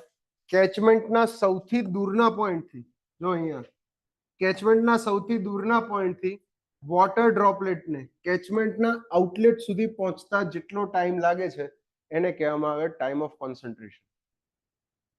ફરીથી રિપીટ કરું છું. કેચમેન્ટના સૌથી દૂરના પોઈન્ટથી કેચમેન્ટના આઉટલેટ સુધી વોટર ડ્રોપલેટને પહોંચતા જેટલો ટાઈમ લાગે છે એને કહીશ time of concentration. Time taken by the water droplet to reach the catchment outlet from farthest point of catchment. Clear છે ટાઈમ ઓફ કોન્સન્ટ્રેશનની ડેફિનેશન, રાઈટ? પછી છે basin time lag, basin lag or lag time. Basin time lag, basin lag or lag time. હવે આ leg time છે ને, અગર physical સમજવું હોય તો પહેલા ફિઝિકલ સમજી લઈએ. આ કેચમેન્ટ છે આખું.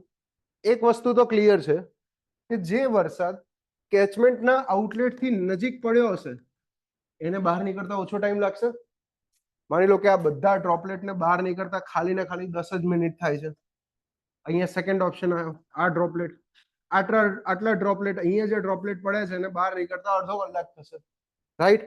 જેટલા ડ્રોપલેટ અહીંયા પાછળ છે ઓર પાછળ, આટલા ડ્રોપલેટને બહાર નીકળતા લગભગ 2 કલાક થશે. આને બહાર નીકળતા વળી પાછા માની લો કે 4 કલાક થશે. અને જે સૌથી છેલ્લે છે એને બહાર નીકળતા સૌથી વધારે ટાઈમ લાગવાનો છે. તો આ બધા ડ્રોપલેટને બહાર નીકળતા ડિફરન્ટ ટાઈમ લાગે છે, અલગ અલગ ટાઈમ લાગે છે. જે નજીક છે એને ઓછો ટાઈમ લાગે છે, જે દૂર છે એને વધારે ટાઈમ લાગે છે. અગર હું બધાના ટાઈમની એવરેજ લઉં, હું બધાના ટાઈમની એવરેજ લઉં તો મને એક એવરેજ ટાઈમ લેગ મળશે. એવરેજ ટાઈમ મળશે કે ઓન એન એવરેજ વોટરના ડ્રોપલેટને કેચમેન્ટમાં આવ્યા પછી બહાર નીકળતા કેટલો ટાઈમ લાગે છે, એ જ ટાઈમને કહેવામાં આવશે ભાઈ બેઝિન ટાઈમ લેગ અથવા તો બેઝિન લેગ અથવા તો લેગ ટાઈમ. એ જ ટાઈમને કહેવામાં આવશે. તો લાસ્ટ લાઈન છે હાઇલાઇટ કરજો. ઇન સિમ્પલ વર્ડ્સ, સૌથી સરળ ભાષામાં કહું તો બેઝિન ટાઈમ લેગ કોને કહેવામાં આવે? It is average time taken by water droplets to reach the catchment outlet. એની ઉપરની ડેફિનેશન છે, ફિઝિકલી લખ્યું છે કે lag time or basin time lag represent, શું રિપ્રેઝન્ટ કરે છે? The mean time of travel of water from all parts of catchment area outlet during given storm. Same વસ્તુ લખી, જે નીચે છે એ જ વસ્તુ છે. નીચે ઇઝી ટર્મમાં લખ્યું છે, ઉપર વધારે ટેકનિકલ અંગ્રેજીમાં લખ્યું છે, રાઈટ? અને હાઇડ્રોગ્રાફ પર અગર આ વસ્તુ બતાવી હોય તો કઈ રીતે બતાવવામાં આવે સમજો. જે ટાઈમ લેગ મને મળશે વોટર ડ્રોપલેટની, મેં વાત કરી ફિઝિકલી, એને હાઇડ્રોગ્રાફ પર જોવું હોય તો હાઇડ્રોગ્રાફ આપણે પ્લોટ કરીએ તો હાઇડ્રોગ્રાફનું સેન્ટ્રોઇડ અને મારું હાઇટોગ્રાફનું સેન્ટ્રોઇડ, આ બંનેના સેન્ટ્રોઇડ વચ્ચે, આ બંનેના સેન્ટ્રોઇડ વચ્ચે જેટલો પણ ટાઈમ ડિફરન્સ છે એ ટાઈમ ડિફરન્સ મારો બેઝિન ટાઈમ લેગ હશે. ઇન શોર્ટ, ઇનપુટ અને આઉટપુટ વચ્ચેનો જેટલો ટાઈમ ડિફરન્સ છે એ જ મારો બેઝિન ટાઈમ લેગ હશે. ઇનપુટ શું છે અમારા કેસમાં? હાઇટોગ્રાફ છે, સ્ટોર્મ છે ઇનપુટ. આઉટપુટ શું છે? હાઇડ્રોગ્રાફ છે. ક્લિયર છે આ રહી વસ્તુ બધાને? કોઈને કઈ ડાઉટ એટલે સુધી, કઈ ડિફિકલ્ટી હોય તો કહી દેજો, રાઈટ? હવે બીજો એક સવાલ પૂછું. અગર હું આ આખા હાઇડ્રોગ્રાફનો એરિયા નીકાળું, ગઈકાલે પૂછ્યું હતું, ફરીથી પૂછું છું, આ હાઇડ્રોગ્રાફની નીચેનો એરિયા નીકાળું તો મને શું મળે? વોલ્યુમ મળે. શેનું વોલ્યુમ મળે? રન ઓફનું વોલ્યુમ મળે, રાઈટ? રન ઓફનું વોલ્યુમ મળે. હવે રન ઓફનું વોલ્યુમ નીકાળું અને રન ઓફના વોલ્યુમને અગર હું એરિયાથી ડિવાઈડ કરી દઉં તો શું મળે? કેચમેન્ટના એરિયાથી ડિવાઈડ કરી દઉં તો રન ઓફની ડેપ્થ મળી જાય. એક્ઝેક્ટલી, બરાબર, રન ઓફની ડેપ્થ મળી જાય. તો રન ઓફની ડેપ્થ એ જ એરિયા અહીંયા છે, ધ્યાનથી જો, એ જ એરિયા અહીંયા છે. આ શું છે? તમારું રેનફોલ ઇનપુટ છે. આ રેનફોલ ઇનપુટ છે, આ રેનફોલ ઇનપુટ છે, ઇફેક્ટિવ રેનફોલ છે. માની લો કે ડાયરેક્ટ રન ઓફ જ છે, આ ઇનપુટ જ છે. આને તમે કેચમેન્ટ એરિયાથી મલ્ટીપ્લાય કરી દેશો તો શું મળશે તમને? રન ઓફનું વોલ્યુમ મળશે. અને એ જ વસ્તુ તમને અહીંયાના ફોર્મમાં મળે છે. બતાવવાના યુનિટ અલગ અલગ છે, વસ્તુ સેમ જ છે. એ પાણી કે જે આખા કેચમેન્ટ પર આવ્યું અને એ પાણી કે કેચમેન્ટ પર જે પાણી આવ્યું હતું એ બધું પાણી બહાર નીકળ્યું, એ અહીંયા છે, અને કેચમેન્ટ પર આવ્યું એ ઉપર છે. બંને પાણી સરખા જ છે. સમજાય છે આ વસ્તુ તમને? ક્લિયર છે? થોડુંક મગજ ખુલે છે, બરાબર? ઓકે. ઇફેક્ટિવ રેનફોલ જોઈ લો અહીંયા આગળ.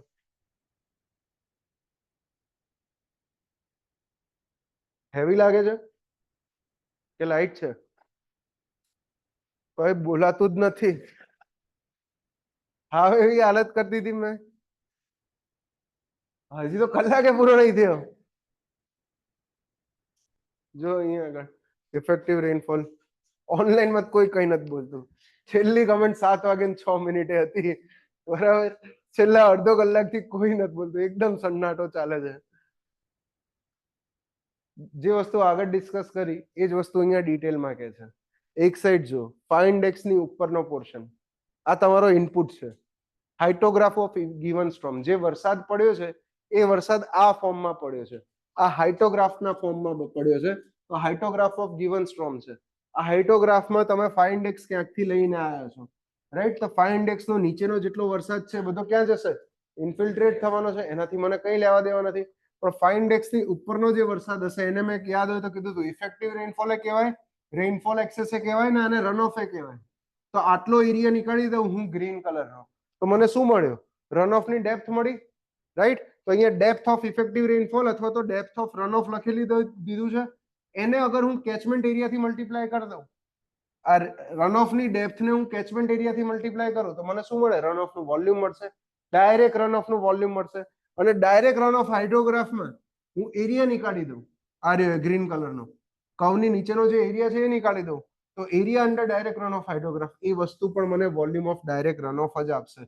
તો બંને વસ્તુ સેમ જ છે એક રીતે ધ્યાનથી જોવું તો, રાઈટ. એ જ વસ્તુ અહીંયા લખી છે. ઇફેક્ટિવ રેનફોલ હાઇટોગ્રાફ, ERH, જે લેફ્ટ સાઈડ હતું ને એને ERH કહેવાય, ઇફેક્ટિવ રેનફોલ હાઇટોગ્રાફ કહેવાય, હાઇટોગ્રાફ.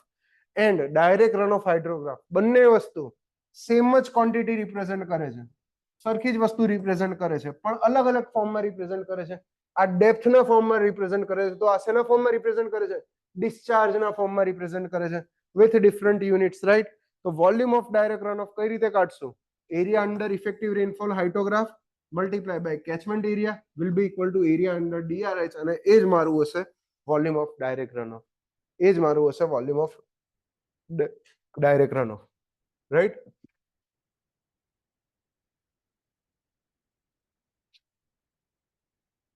નેક્સ્ટ પર આવો, યુનિટ હાઇડ્રોગ્રાફ થિયરી.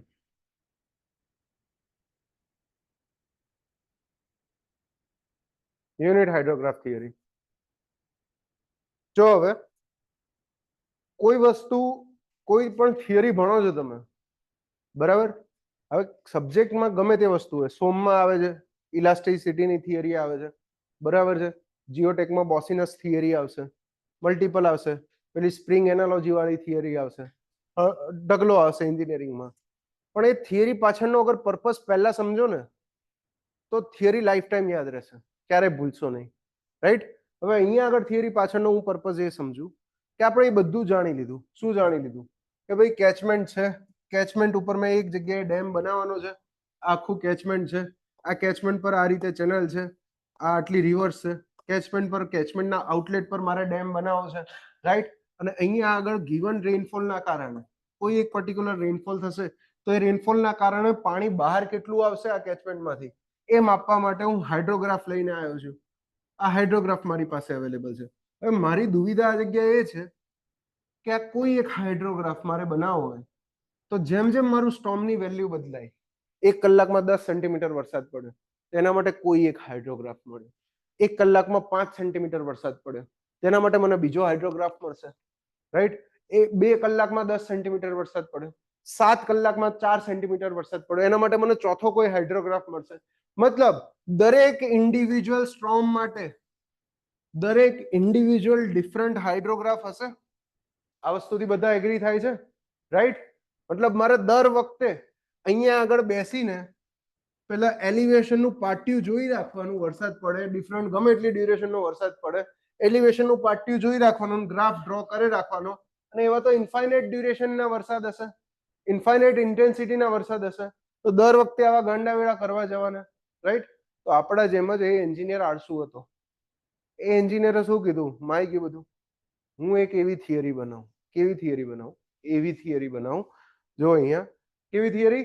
એવી થિયરી બનાવું કે 1 સેન્ટીમીટર અગર એક્સ્ટ્રા રેનફોલ થયો છે આ કેચમેન્ટ પર, ડી ડ્યુરેશનનો, ડી ડ્યુરેશન ફિક્સ રાખી દીધી, ડી ડ્યુરેશન દરમિયાન અગર 1 સેન્ટીમીટરનો એક્સેસ રેનફોલ થયો છે તો એના કારણે જે હાઇડ્રોગ્રાફ જનરેટ થશે, કેટલા સેન્ટીમીટરનો એક્સેસ રેનફોલ? 1 સેન્ટીમીટરની ડેપ્થનો. અગર ડ્યુરેશન, એ રેનફોલની ડ્યુરેશન ડી છે અને ડેપ્થ મેં કહી દીધી છે, ડેપ્થ કેટલી છે? 1 સેન્ટીમીટર. તો એની ઇન્ટેન્સિટી કેટલી હશે? કહેશે કોઈ? આઈ ની વેલ્યુ કેટલી હશે? 1/d સેન્ટીમીટર પર અવર હશે, રાઈટ? આટલો રેનફોલ થયો છે, તો આટલા રેનફોલ માટે જે હાઇડ્રોગ્રાફ બનાવીશું એ હાઇડ્રોગ્રાફને હું કહીશ યુનિટ હાઇડ્રોગ્રાફ. આ યુનિટ હાઇડ્રોગ્રાફ કહેવામાં આવે. હવે યુનિટ હાઇડ્રોગ્રાફની ખાસિયત શું છે કે આ ભાઈએ એવું કીધું કે વારંવાર અલગ અલગ હાઇડ્રોગ્રાફ નહીં કાઢવાના, કોઈ એક કેચમેન્ટનો યુનિટ હાઇડ્રોગ્રાફ નીકાળી લેવાનો, પછી મારી થિયરી લગાવવાની. થિયરીમાં શું કહે છે? થિયરીમાં એ બે વસ્તુ વાપરશે કે યુનિટ હાઇડ્રોગ્રાફ જે થિયરી છે એ ટાઈમ ઇનવેરિયન્સ છે અને લિનિયર રિસ્પોન્સ આપે છે. સમજો, આ જે થિયરી છે એમાં એવું કહે છે કે કેચમેન્ટ મારો જે રિસ્પોન્સ આપે છે, આપણે કીધું કે કેચમેન્ટ આખા હાઇડ્રોગ્રાફના કેસમાં એક ફંક્શન તરીકે વર્ક કરે છે. તમે કઈ ઇનપુટ આપો ને કઈ આઉટપુટ આપે છે, પણ આ કેસમાં શું કહી દેશે કે તમારું કેચમેન્ટ લિનિયર ફંક્શન થઈ ગયું. લિનિયર ફંક્શનનો અર્થ શું થયો? જેટલું વધે ને ઇનપુટ એટલું જ આઉટપુટ વધે. અગર 1 સેન્ટીમીટરના બદલે અગર હું ડેપ્થ એવું કહી દઉં કે 2 સેન્ટીમીટરનો રેનફોલ થયો, તો 1 સેન્ટીમીટર વખતે અગર અહીંયા આગળ 50 મીટર ક્યુબ પર સેકન્ડની પીક હશે ને, તો 2 સેન્ટીમીટર વખતે પીક કેટલી આવશે? 100 સેન્ટીમીટર ક્યુબ જેટલી. સમજાય છે આ રહી વસ્તુ, રાઈટ? અગર એવું કહેશે કે અડધો સેન્ટીમીટર વરસાદ થયો, 0.5 સેન્ટીમીટર, તો પીકની વેલ્યુ કેટલી આવશે? 25 સેન્ટીમીટર ક્યુબ. આ જ વસ્તુ છે, આ જ યુનિટ હાઇડ્રોગ્રાફ થિયરી. સમજાય છે આ વસ્તુ? ભાઈનો પર્પઝ એ હતો કે ખાલી એક જ ગ્રાફ પ્લોટ કરો, બાકી બધું યુનિટ હાઇડ્રોગ્રાફ થિયરીથી કામ ચલાવો. ત્યારે જ યુનિટ હાઇડ્રોગ્રાફનું ફર્સ્ટ જે ઇન્ટ્રોડક્શન કરવામાં આવ્યું એ એલ શર્મન નામના સાયન્ટિસ્ટે કર્યું. એલ શર્મન નામના સાયન્ટિસ્ટે કર્યું. આ થિયરી છે એટલે આની લિમિટેશન્સ પણ છે. થિયરી માટે અઝમ્પશન્સ પણ લીધેલા છે. જેમ મેં કીધું કે જ્યાં સુધી તમે આ લિનિયર રિસ્પોન્સ વાળું અઝમ્પશન નહીં લો કે ઇનપુટ જેટલું વધે એટલું જ આઉટપુટ વધશે, રેનફોલ જેટલો વધશે, રેનફોલ અગર ડબલ થશે તો ડિસ્ચાર્જ ડબલ થશે. આ શું થયું? આ લિનિયર રિસ્પોન્સ કહેવાય આને. અગર આ અઝમ્પશન તમે નહીં લો તો ફિલ્ડમાં એવું જરૂરી નથી કે ભાઈ 2 સેન્ટીમીટરનો વરસાદ થયો તો ડબલ જ થઈ જાય મારો રન ઓફ, ડિસ્ચાર્જ ડબલ જ થઈ જાય, પીક જરૂર નથી. એની નજીક રહે. ઓલમોસ્ટ આ થિયરી વેલિડ છે. એની જે બાઉન્ડ્રી કન્ડિશન છે ને થિયરીની એ વેલિડ છે, બધું સમજવાનું છે, રાઈટ? તો આવી જાઓ યુનિટ હાઇડ્રોગ્રાફ થિયરી પર. યુનિટ હાઇડ્રોગ્રાફ થિયરી પહેલા લાસ્ટ લાઈન હાઇલાઇટ કરી દો. સૌથી પહેલા કોણે આપી હતી ભાઈ? એક્ઝામમાં પૂછે છે, શર્મને આપી હતી. એલ શર્મન પણ કહે છે આને. એલ શર્મન નામના સાયન્ટિસ્ટે આપી હતી. શું કહે છે? A unit hydrograph of D hour duration. કોઈ ફિક્સ ડી અવર ડ્યુરેશનનો યુનિટ હાઇડ્રોગ્રાફ એટલે એ બીજો કોઈ નવો નથી, એ ડાયરેક્ટ રન ઓફ હાઇડ્રોગ્રાફ જ છે. કેવો છે? ડાયરેક્ટ રન ઓફ હાઇડ્રોગ્રાફ જ છે. પણ શેના કારણે છે direct run off hydrograph? For 1 centimetre excess rainfall અથવા તો effective rainfall occurring uniformly over the entire catchment with uniform intensity in given duration. 1 સેન્ટીમીટરના એક્સેસ રેનફોલ, ઇફેક્ટિવ રેનફોલ અથવા તો ડાયરેક્ટ રન ઓફ ના કારણે જે હાઇડ્રોગ્રાફ જનરેટ થશે એને હું કહીશ unit hydrograph. That is being called as unit hydrograph. અને રેનફોલની ઇન્ટેન્સિટી કેટલી હશે? એમાં કીધું તું રન ઓફની ડેપ્થ કેટલી કીધી હતી? 1 સેન્ટીમીટર કીધી હતી. અને ડ્યુરેશન કેટલી કીધી હતી? ડી અવર ડ્યુરેશન કીધી હતી. તો જે મારી ઇન્ટેન્સિટી આવી ગઈ યુનિટ હાઇડ્રોગ્રાફની એ આવી ગઈ 1/d સેન્ટીમીટર પર અવર જેટલી ડ્યુરેશન આવી ગઈ, રાઈટ? હવે આ કેસમાં પણ જો જે આગળ જોયું હતું એ એક વસ્તુ તો તમને ખબર પડી ગઈ કે અગર આ હાઇડ્રોગ્રાફનો એરિયા નીકાળીશ તો કેટલો આવશે? આ હાઇડ્રોગ્રાફનો એરિયા નીકાળીશ તો રેનફોલની ડેપ્થ જેટલો જ આવે ને? યાદ છે ને એ વસ્તુ? તો યાર હાઇડ્રોગ્રાફનો એરિયા રેનફોલની ડેપ્થ જેટલો જ આવે તો કેટલો આવશે? 1 સેન્ટીમીટર જેટલો આવશે. અગર 1 સેન્ટીમીટરને હું કેચમેન્ટ એરિયાથી મલ્ટીપ્લાય કરીશ તો કેચમેન્ટ એરિયા જ મળશે મને. સમજો, 1 સેન્ટીમીટરને કેચમેન્ટ એરિયાથી મલ્ટીપ્લાય કરીશ તો કેચમેન્ટ એરિયા જ મળશે. વોલ્યુમના ફોર્મમાં ગણી લો, રાઈટ? એ જ રીતે આ યુનિટ હાઇડ્રોગ્રાફની નીચેનો અગર એરિયા નીકાળીશ ને હું તો મને કેચમેન્ટ એરિયા મળશે. રાઈટ? જોઈ લો, area of unit hydrograph is equal to 1/d into d into area of catchment. That's why area of unit hydrograph is equal to area of catchment. Catchment નો area આપશે, unit different હશે ખાલી, બરાબર છે? Unit different હશે. Clear છે આ રહી એ વસ્તુ? સમજાય છે? નેક્સ્ટ પર આવી જાઓ. Assumption in unit hydrograph theory. એક્ઝામમાં અઝમ્પશન ખૂબ પૂછાય છે, બરાબર છે, બહુ કામના છે, હાઇલાઇટ કરજો. ફર્સ્ટ અઝમ્પશન છે time invariance. First assumption is time invariance. Time invariance નો મતલબ શું છે ભાઈ?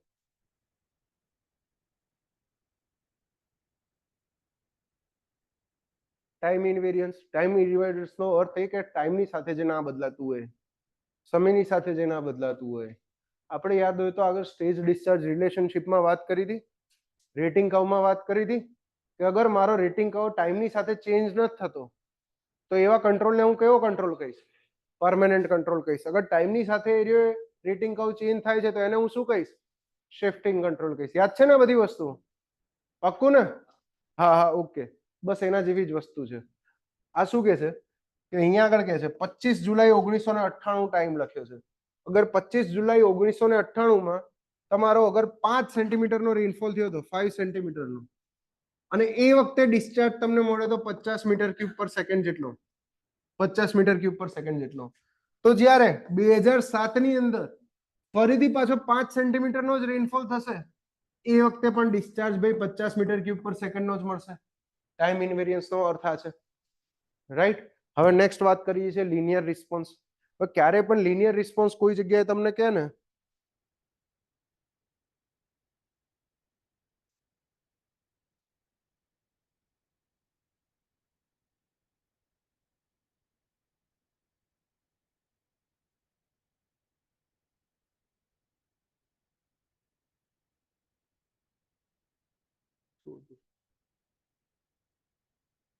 મારામ નહીં, એકેડેમી ફોનમાં લોગિન છે એમાંથી કરી દો. બેટરી 2% છે, મરી જશે બચારો. અહીંયા જો લિનિયર રિસ્પોન્સ, ધ્યાન આપો. ક્યારે પણ લિનિયર રિસ્પોન્સનો શબ્દ આવશે, કોઈ પણ ટાઈમે લિનિયર રિસ્પોન્સનો શબ્દ આવશે તો એ લિનિયર રિસ્પોન્સ હંમેશા ડિપેન્ડ કરશે બે વસ્તુ, બે થિયરી વેલિડ હશે. કઈ થિયરી? પહેલી છે પ્રોપોર્શનલ થિયરી અને બીજી છે સુપરપોઝિશન થિયરી. સમજો આ પ્રોપોર્શનલ થિયરી અને સુપરપોઝિશન થિયરી એકદમ ઈઝી છે. આ એવું કે છે કે અગર ઇનપુટ રેનફોલ પડે છે, 2 સેન્ટીમીટરનો રેનફોલ થાય અને મારો આઉટપુટ મળે છે 40 મીટર ક્યુબ પર સેકન્ડ જેટલો આઉટપુટ મળે છે, તો જ્યારે 4 સેન્ટીમીટરનો રેનફોલ થશે તો મારું ઇનપુટ કેટલા ગણું થયું? ડબલ થયું. તો આઉટપુટ પણ કેવું થવું જોઈએ? ડબલ થવું જોઈએ. તો તમને ડિસ્ચાર્જ મળશે 80 મીટર ક્યુબ પર સેકન્ડ જેટલો, રાઈટ? તો આ થઈ મારી પ્રોપોર્શનલ થિયરી. અને પ્રોપોર્શનલ થિયરી કહેવાય કે ઇનપુટ જેટલાને પ્રોપોર્શનલ કરો તમે એટલું જ તમારું આઉટપુટ પ્રોપોર્શનલ થાય, રાઈટ? અહીંયા આગળ બધું એક્સ ના વાય ના ટર્મમાં લખ્યું છે, બરાબર? અગર આંકડામાં લખું તો બધાને ખબર પડી જાય. તો અહીંયા ભણવા કોણ આવે? એકલું મટીરિયલ લઈને પાસ થઈ જાય, બરાબર છે? સેકન્ડ હવે સમજો સુપરપોઝિશન થિયરી. સુપરપોઝિશન શું કે છે કે અગર બે ઇનપુટનો સરવાળો કરો, બે ઇનપુટનો સરવાળો કરો, મતલબ 2 સેન્ટીમીટરનો રેનફોલ ને 4 સેન્ટીમીટરના રેનફોલનો સરવાળો કરો, કેટલો રેનફોલ મળે મને? 6 સેન્ટીમીટરનો રેનફોલ મળે. તો બે આઉટપુટનો પણ સરવાળો થાય, બંનેના ઇન્ડિવિજ્યુઅલ આઉટપુટનો પણ સરવાળો મળે. તો 6 સેન્ટીમીટરના કારણે કેટલો રેનફોલ જનરેટ થશે? 120 મીટર ક્યુબ પર સેકન્ડ. હવે આ જગ્યાએ તમારે છે ને પ્રોપોર્શનલ થિયરી લગાવી હોય તોય લગાવી દો. આને સુપરપોઝિશન કહેવાય કે બે ઇનપુટનું સુપરપોઝિશન કર્યું, એકબીજાની ઉપર સુપરઇમ્પોઝ કર્યા. એકબીજાની ઉપર બે ઇનપુટને અગર સુપરઇમ્પોઝ કર્યા તો તમારા આઉટપુટ પણ બંને ઇન્ડિવિજ્યુઅલ સુપરઇમ્પોઝ થાય. અને આ જગ્યાએ પ્રોપોર્શનલ થિયરી લગાવો કે 2 માંથી 6 માં લાવવા માટે કેટલા ગણું કરવું પડે? 3 ગણું કરવું પડે. તો એ જ રીતે 40 માં અગર મારો ઇનપુટ 3 ગણો થયો તો આઉટપુટ પણ 3 ગણો થયો ને? સમજાય છે આ વસ્તુ? કાન આમ પકડો, કામ કરો, બંને વસ્તુ સેમ જ છે, રાઈટ? તો આ બંને વસ્તુ એક્ઝામમાં ડાયરેક્ટ પૂછે છે, કઈ અલગ રીતે નહીં પૂછે, ખાલી નામ પૂછે છે આના, બરાબર? કે યુનિટ હાઇડ્રોગ્રાફ થિયરીનું બેઝિક અઝમ્પશન શું છે? યુનિટ હાઇડ્રોગ્રાફ થિયરીનું બેઝિક અઝમ્પશન બે છે. કયા? એક ટાઈમ ઇનવેરિયન્સ અને બીજું શું છે? Linear response. ટાઈમ ઇનવેરિયન્સ અને લિનિયર રિસ્પોન્સ.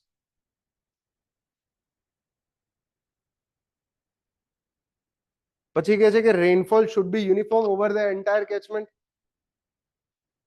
આખા કેચમેન્ટ પર રેનફોલ કેવો હોવો જોઈએ? યુનિફોર્મ, સરખો હોવો જોઈએ. The rainfall intensity should be constant. મતલબ જેટલા ટાઈમ સુધી વરસાદ પડે છે એ ટાઈમ દરમિયાન રેનફોલની ઇન્ટેન્સિટી પણ કોન્સ્ટન્ટ હોવી જોઈએ. અને બીજું એ કે છે કે જે બેઝ ટાઈમ છે, ડાયરેક્ટ રન ઓફ હાઇડ્રોગ્રાફનો જે બેઝ ટાઈમ છે એ ડિપેન્ડ કરશે રેનફોલની ડ્યુરેશન પર. રિઝલ્ટિંગ એ કોન્સ્ટન્ટ રહેશે, રેનફોલની ડ્યુરેશન પર ડિપેન્ડ કરશે. આ આગળ આવશે. હાલ આ છેલ્લા પોઈન્ટમાં હળી નહીં કરવી, રાઈટ? પછીના પોઈન્ટમાં જોઈશું. હવે યુનિટ હાઇડ્રોગ્રાફ કઈ રીતે નીકાળશું? યુનિટ હાઇડ્રોગ્રાફ કઈ રીતે નીકાળશું? તો સમજો, ચલો એક બેઝિક એક્ઝામ્પલ જ લઉં અને એક્ઝામ્પલમાં જ સમજાવું. શું થયું?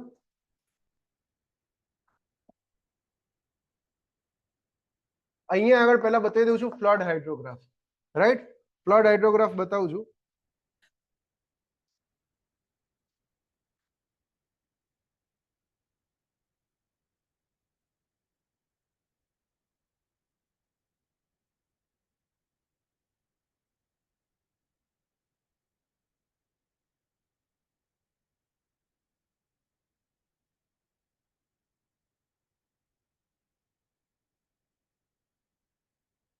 જો અહીંયા ફ્લડ હાઇડ્રોગ્રાફમાં કઈ કઈ ઇન્ફોર્મેશન આપી છે.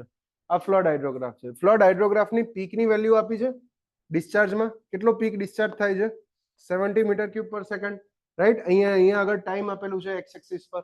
આ મને ખબર છે, ઠીક છે. બીજું કે આ ફ્લડ હાઇડ્રોગ્રાફ કયા રેનફોલ માટે બનાવ્યો છે? રેનફોલની વેલ્યુ આપી છે. રેનફોલની ડ્યુરેશન કેટલી છે? 1 કલાક. અને રેનફોલની ઇન્ટેન્સિટી કેટલી છે? 5 સેન્ટીમીટર પર અવર. તો ફ્લડ હાઇડ્રોગ્રાફમાંથી તમારે ડાયરેક્ટ રન ઓફ હાઇડ્રોગ્રાફ જોઈતું હોય, ડાયરેક્ટ રન ઓફ હાઇડ્રોગ્રાફ જોઈતું હોય તો શું કરવું પડે? આગળ જ જોયું હતું. શું કરવાનું? બેઝ ફ્લો બાદ કરવાનું. બેઝ ફ્લો ની વેલ્યુ કેટલી આપી છે આ જગ્યાએ? 20 જેટલી આપી છે. તો બેઝ ફ્લો બાદ કરી દો. જ્યારે અહીંથી બેઝ ફ્લો બાદ કરશો તો મારી પીકની વેલ્યુ કેટલી આવી જશે? 50 આવી જશે. તો જો અહીંયા આગળ હું ડાયરેક્ટ રન ઓફ હાઇડ્રોગ્રાફ બતાવું છું. સોરી, ડાયરેક્ટ રન ઓફ હાઇડ્રોગ્રાફ ચાલુ અહીંથી થશે, આ જગ્યાએથી, રાઈટ? માની લો કે આ 50 જ છે. આ 50 મીટર ક્યુબ પર સેકન્ડ આવી ગયું. અને આ રહી એ વેલ્યુ કોના માટે લાવ્યો હું? સેમ વસ્તુ, 1 સેન્ટીમીટર નો રન, સોરી 1 અવર ડ્યુરેશન નો રેનફોલ, અને રેનફોલની ઇન્ટેન્સિટી કેટલી થઈ? 5 સેન્ટીમીટર પર અવર. આ જગ્યાએ કહેશે કે રેનફોલની ડેપ્થ કેટલી હશે? 5 સેન્ટીમીટરની રેનફોલની ડેપ્થ હશે, રાઈટ? હવે મારે યુનિટ હાઇડ્રોગ્રાફ નીકાળવો છે. યુનિટ હાઇડ્રોગ્રાફ નીકાળવો છે તો હું સિમ્પલ શબ્દમાં એ પૂછીશ કે લિનિયર રિસ્પોન્સ વાળી થિયરી વેલિડ રહેશે ને? આપણે જોયું હતું આગળ. શું જોયું હતું? ટાઈમ ઇનવેરિયન્સ અને લિનિયર રિસ્પોન્સ. આ બંને થિયરી વેલિડ રહેશે, યાદ છે ને યુનિટ હાઇડ્રોગ્રાફ થિયરીમાં? તો આનામાંથી યુનિટ હાઇડ્રોગ્રાફમાં આવું છે. અને યુનિટ હાઇડ્રોગ્રાફની ડેફિનેશનમાં શું હતું? યુનિટ હાઇડ્રોગ્રાફ કોના કારણે જનરેટ થયો હોય? 1 સેન્ટીમીટર એક્સેસ રેનફોલના કારણે, રાઈટ? તો અહીંયા 5 સેન્ટીમીટરનો વરસાદ છે. 5 સેન્ટીમીટરમાંથી મારે વરસાદ કેટલો લાવવાનો છે? 1 સેન્ટીમીટરનો એક્સેસ રેનફોલ લાવવાનો છે. તો જ્યારે 1 સેન્ટીમીટરના એક્સેસ રેનફોલ માટે હું યુનિટ હાઇડ્રોગ્રાફ ડ્રો કરવા જઈશ તો મેં ઇનપુટને કેટલા વડે ભાગું છું ભાઈ? 5 વડે ભાગું છું. ઇનપુટને હું 5 વડે ડિવાઈડ કરીશ તો મારી રેનફોલની ઇન્ટેન્સિટી કેટલી થશે? કહેશે કોઈ? ધ્યાનથી વિચારીને કહેજો. ઇન્ટેન્સિટી કેટલી થશે? 1 સેન્ટીમીટર પર અવર થશે, રાઈટ? તો અહીંયા આગળ ઇનપુટ મારો થઈ ગયો 1 સેન્ટીમીટર પર અવર જેટલો, આટલો 1 અવર I is equal to 1 centimetre પર અવર. અગર ઇનપુટ તમે 5 ગણો ઘટાડ્યો તો આઉટપુટમાં મારી જે પીક હતી આ પીક પણ કેટલી ઘટે? 5 ગણી જ ઘટે. તો પીક કેટલી આવશે યુનિટ હાઇડ્રોગ્રાફની? 10 મીટર ક્યુબ પર સેકન્ડ. બસ આ જ વસ્તુ થઈ ગઈ. હવે કોઈ તમને એવું કે આ 1 કલાક ડ્યુરેશનમાં 20 સેન્ટીમીટર વરસાદ પડ્યો, 20 સેન્ટીમીટર વરસાદ પડ્યો. તો 1 કલાક ડ્યુરેશનમાં અત્યારે 1 સેન્ટીમીટર વરસાદ હતો ને, એને 20 થી મલ્ટીપ્લાય કરો તો 20 સેન્ટીમીટર આવશે. એ વખતે પીક કેટલી હશે? આને 20 થી મલ્ટીપ્લાય કરી દો, 200 મીટર ક્યુબ પર second, right? In short, flood હાઇડ્રોગ્રાફમાંથી ડાયરેક્ટ રન ઓફ હાઇડ્રોગ્રાફમાં જવા માટે બેઝ ફ્લોનો શું કરવું પડે? બાદ બાકી કરવી પડે. ડાયરેક્ટ રન ઓફ હાઇડ્રોગ્રાફમાંથી યુનિટ હાઇડ્રોગ્રાફમાં જવા માટે ડિવાઈડ કરવું પડે. શેના વડે ડિવાઈડ કરવું પડે? રેનફોલની ઇન્ટેન્સિટી વડેથી, ઇફેક્ટિવ રેનફોલની ઇન્ટેન્સિટી વડેથી ડિવાઈડ કરવું પડે, રાઈટ? તો આ જ વસ્તુ અહીંયા આગળ લખી છે, હાઇલાઇટ કરી દો. Most important.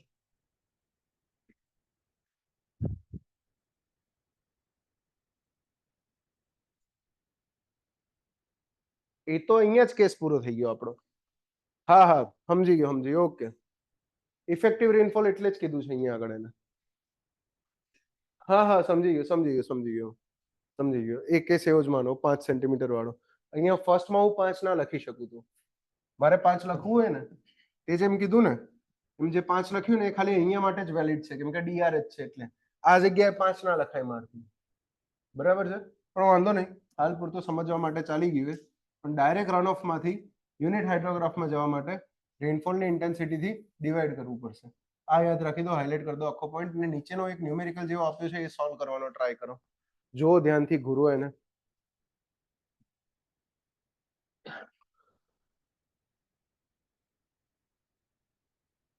ન્યુમેરિકલ જુઓ. For a given catchment, the ordinate of unit hydrograph of 6 hour duration.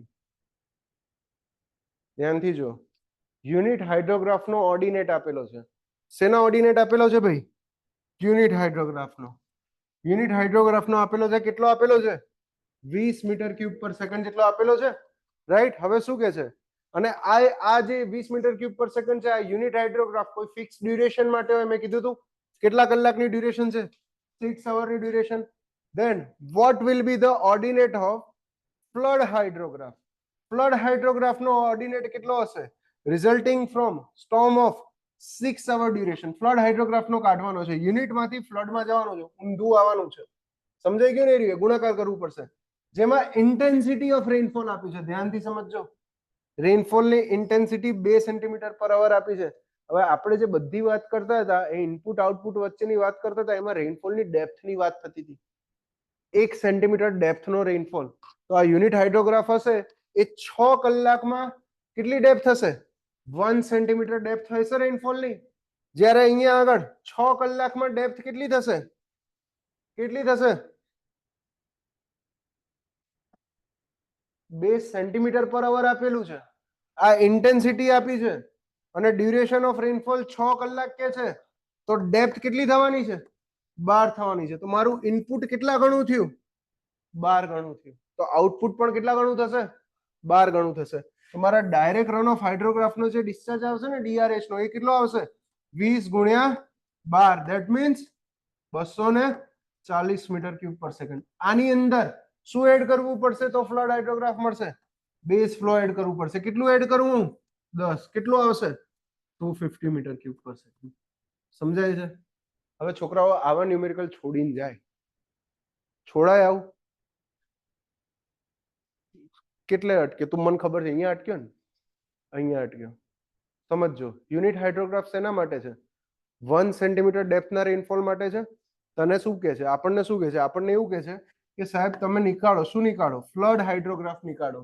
પણ કોના માટેનો ફ્લડ હાઇડ્રોગ્રાફ? એ જ 6 અવરના ડ્યુરેશન માટે જે રેનફોલ થયો છે એમાં રેનફોલની ઇન્ટેન્સિટીની વેલ્યુ આપી છે 2 સેન્ટીમીટર પર અવર. 2 સેન્ટીમીટર પર અવર રેનફોલની ઇન્ટેન્સિટી હોય અને 6 સેન્ટીમીટરનો રેનફોલ થયો હોય, એના માટેનો ફ્લડ હાઇડ્રોગ્રાફ નીકાળો. બરાબર? આપણી પાસે યુનિટ હાઇડ્રોગ્રાફ અવેલેબલ છે, આરયુએ અવેલેબલ છે, જેમાં આની વેલ્યુ 20 મીટર ક્યુબ પર સેકન્ડ છે અને રેનફોલની depth P is equal to 1 centimetre છે. આપણે નીકાળવાનું છે ફ્લડ હાઇડ્રોગ્રાફની પીક કેટલે પહોંચશે. આ ફ્લડ હાઇડ્રોગ્રાફ છે અને પીકની વેલ્યુ કેટલી થાય, આ ક્યુની વેલ્યુ આપણે નીકાળવાની છે. અને એના માટે રેનફોલની વેલ્યુ આપી દીધી છે કે ડ્યુરેશન તો 6 અવર છે જ, આની ડ્યુરેશન પણ 6 અવર હતી, પણ અહીંયા ડેપ્થ ના આપીને તમને ઇન્ટેન્સિટી આપી છે 2 સેન્ટીમીટર પર અવર જેટલી ઇન્ટેન્સિટી આપી છે. એટલે ભૂલમાં ઇન્ટેન્સિટી થી મલ્ટીપ્લાય ના કરતા. અગર ઇન્ટેન્સિટી થી મલ્ટીપ્લાય કરવું હોય તો આની ઇન્ટેન્સિટી કેટલી હશે એ જો. આની ઇન્ટેન્સિટી કેટલી હશે? ડેપ્થ 1 સેન્ટીમીટર અને 6 અવર ડ્યુરેશન, તો ઇન્ટેન્સિટી કેટલી થઈ?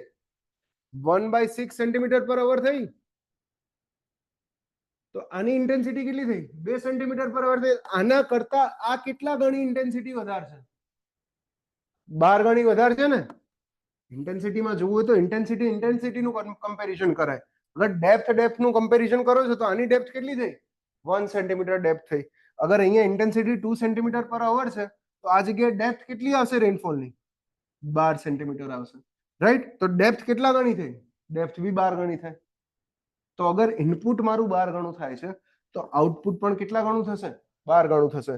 તો આ 20 મીટર ક્યુબ પર સેકન્ડ ની હતું તો આ જગ્યાએ કેટલો આવશે? 240 આવશે. DRH માં 240 આવશે. ફ્લડ હાઇડ્રોગ્રાફ લેવા માટે હજી એની અંદર બેઝ ફ્લો એડ કરવો પડશે. તો કેટલો આવશે? 250 મીટર ક્યુબ પર સેકન્ડ. સમજાય છે આ વસ્તુ? ક્લિયર છે? રાઈટ?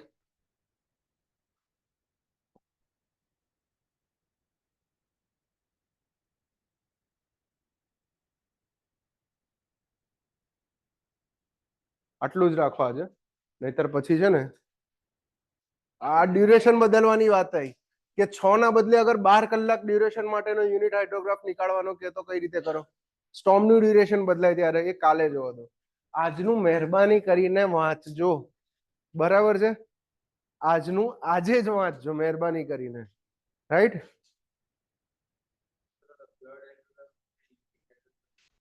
કન્વર્ઝન કરવું હોય એક જ મિનિટ, ફ્લડ હાઇડ્રોગ્રાફમાંથી અગર યુનિટ હાઇડ્રોગ્રાફમાં કન્વર્ઝન કરવું હોય તો શું કહે છે તું? હા આર્યુ કે છે તું, હા અગર તું એ કે છે કે અહીંયા 1 કલાકના બદલે 2 કલાક હતા, બરાબર? અગર અહીંયા એક આ બધી જગ્યાએ ધ્યાનથી જો કે ડ્યુરેશન સેમ જ રહેશે, સ્ટોર્મની ડ્યુરેશન સેમ જ રહેશે, વરસાદની ડ્યુરેશન 1 કલાક જ રાખી છે, ત્યારે જ હું આ બધી હળીઓ કરી શકું છું. પણ અગર 1 કલાકના બદલે 2 કલાક થાય તો ના, એ કાલે આવશે, unit hydrograph of different duration, બરાબર? આજના એપિસોડમાં આટલું જ. Stay tune for more updates. આજે ટાઈમ કોન્સ્ટન્ટ હતો, ડ્યુરેશન ઓફ રેનફોલ કોન્સ્ટન્ટ લીધી હતી. અગર ડ્યુરેશન ઓફ રેનફોલ બદલશું તો એના માટે 2 મેથડ છે આપણી પાસે, જોઈ લઈએ જોઈએ તો. આવું ના છોડે ના આવતો વાંધો ના આવતે, પતી જતે, કઈ વાંધો નહીં, કાલે રાખો. ક્લિયર છે આટલે સુધી? ખબર પડી ને ભાઈ હાઇડ્રોગ્રાફમાં? પાક્કું પડી ને? 100%? માતાના ગોગાના પાક્કું ને? તો બરાબર છે, એમ ખખડીને બોલો તો ખબર પડે એમ. બાકી તો કોલેજમાં ભણ્યા ના રહ્યું, બનાવ્યો તો હતો ગ્રાફ યાર સબમિશન કરતી વખતે, એટલે ચિત્ર દોરી દીધું તું એમ, કુદરતી દ્રશ્ય નતા દોર્યા. ઓકે વાંધો નહીં, મળીએ આવતીકાલે. Thank you very much. જય હિન્દ, જય ભારત.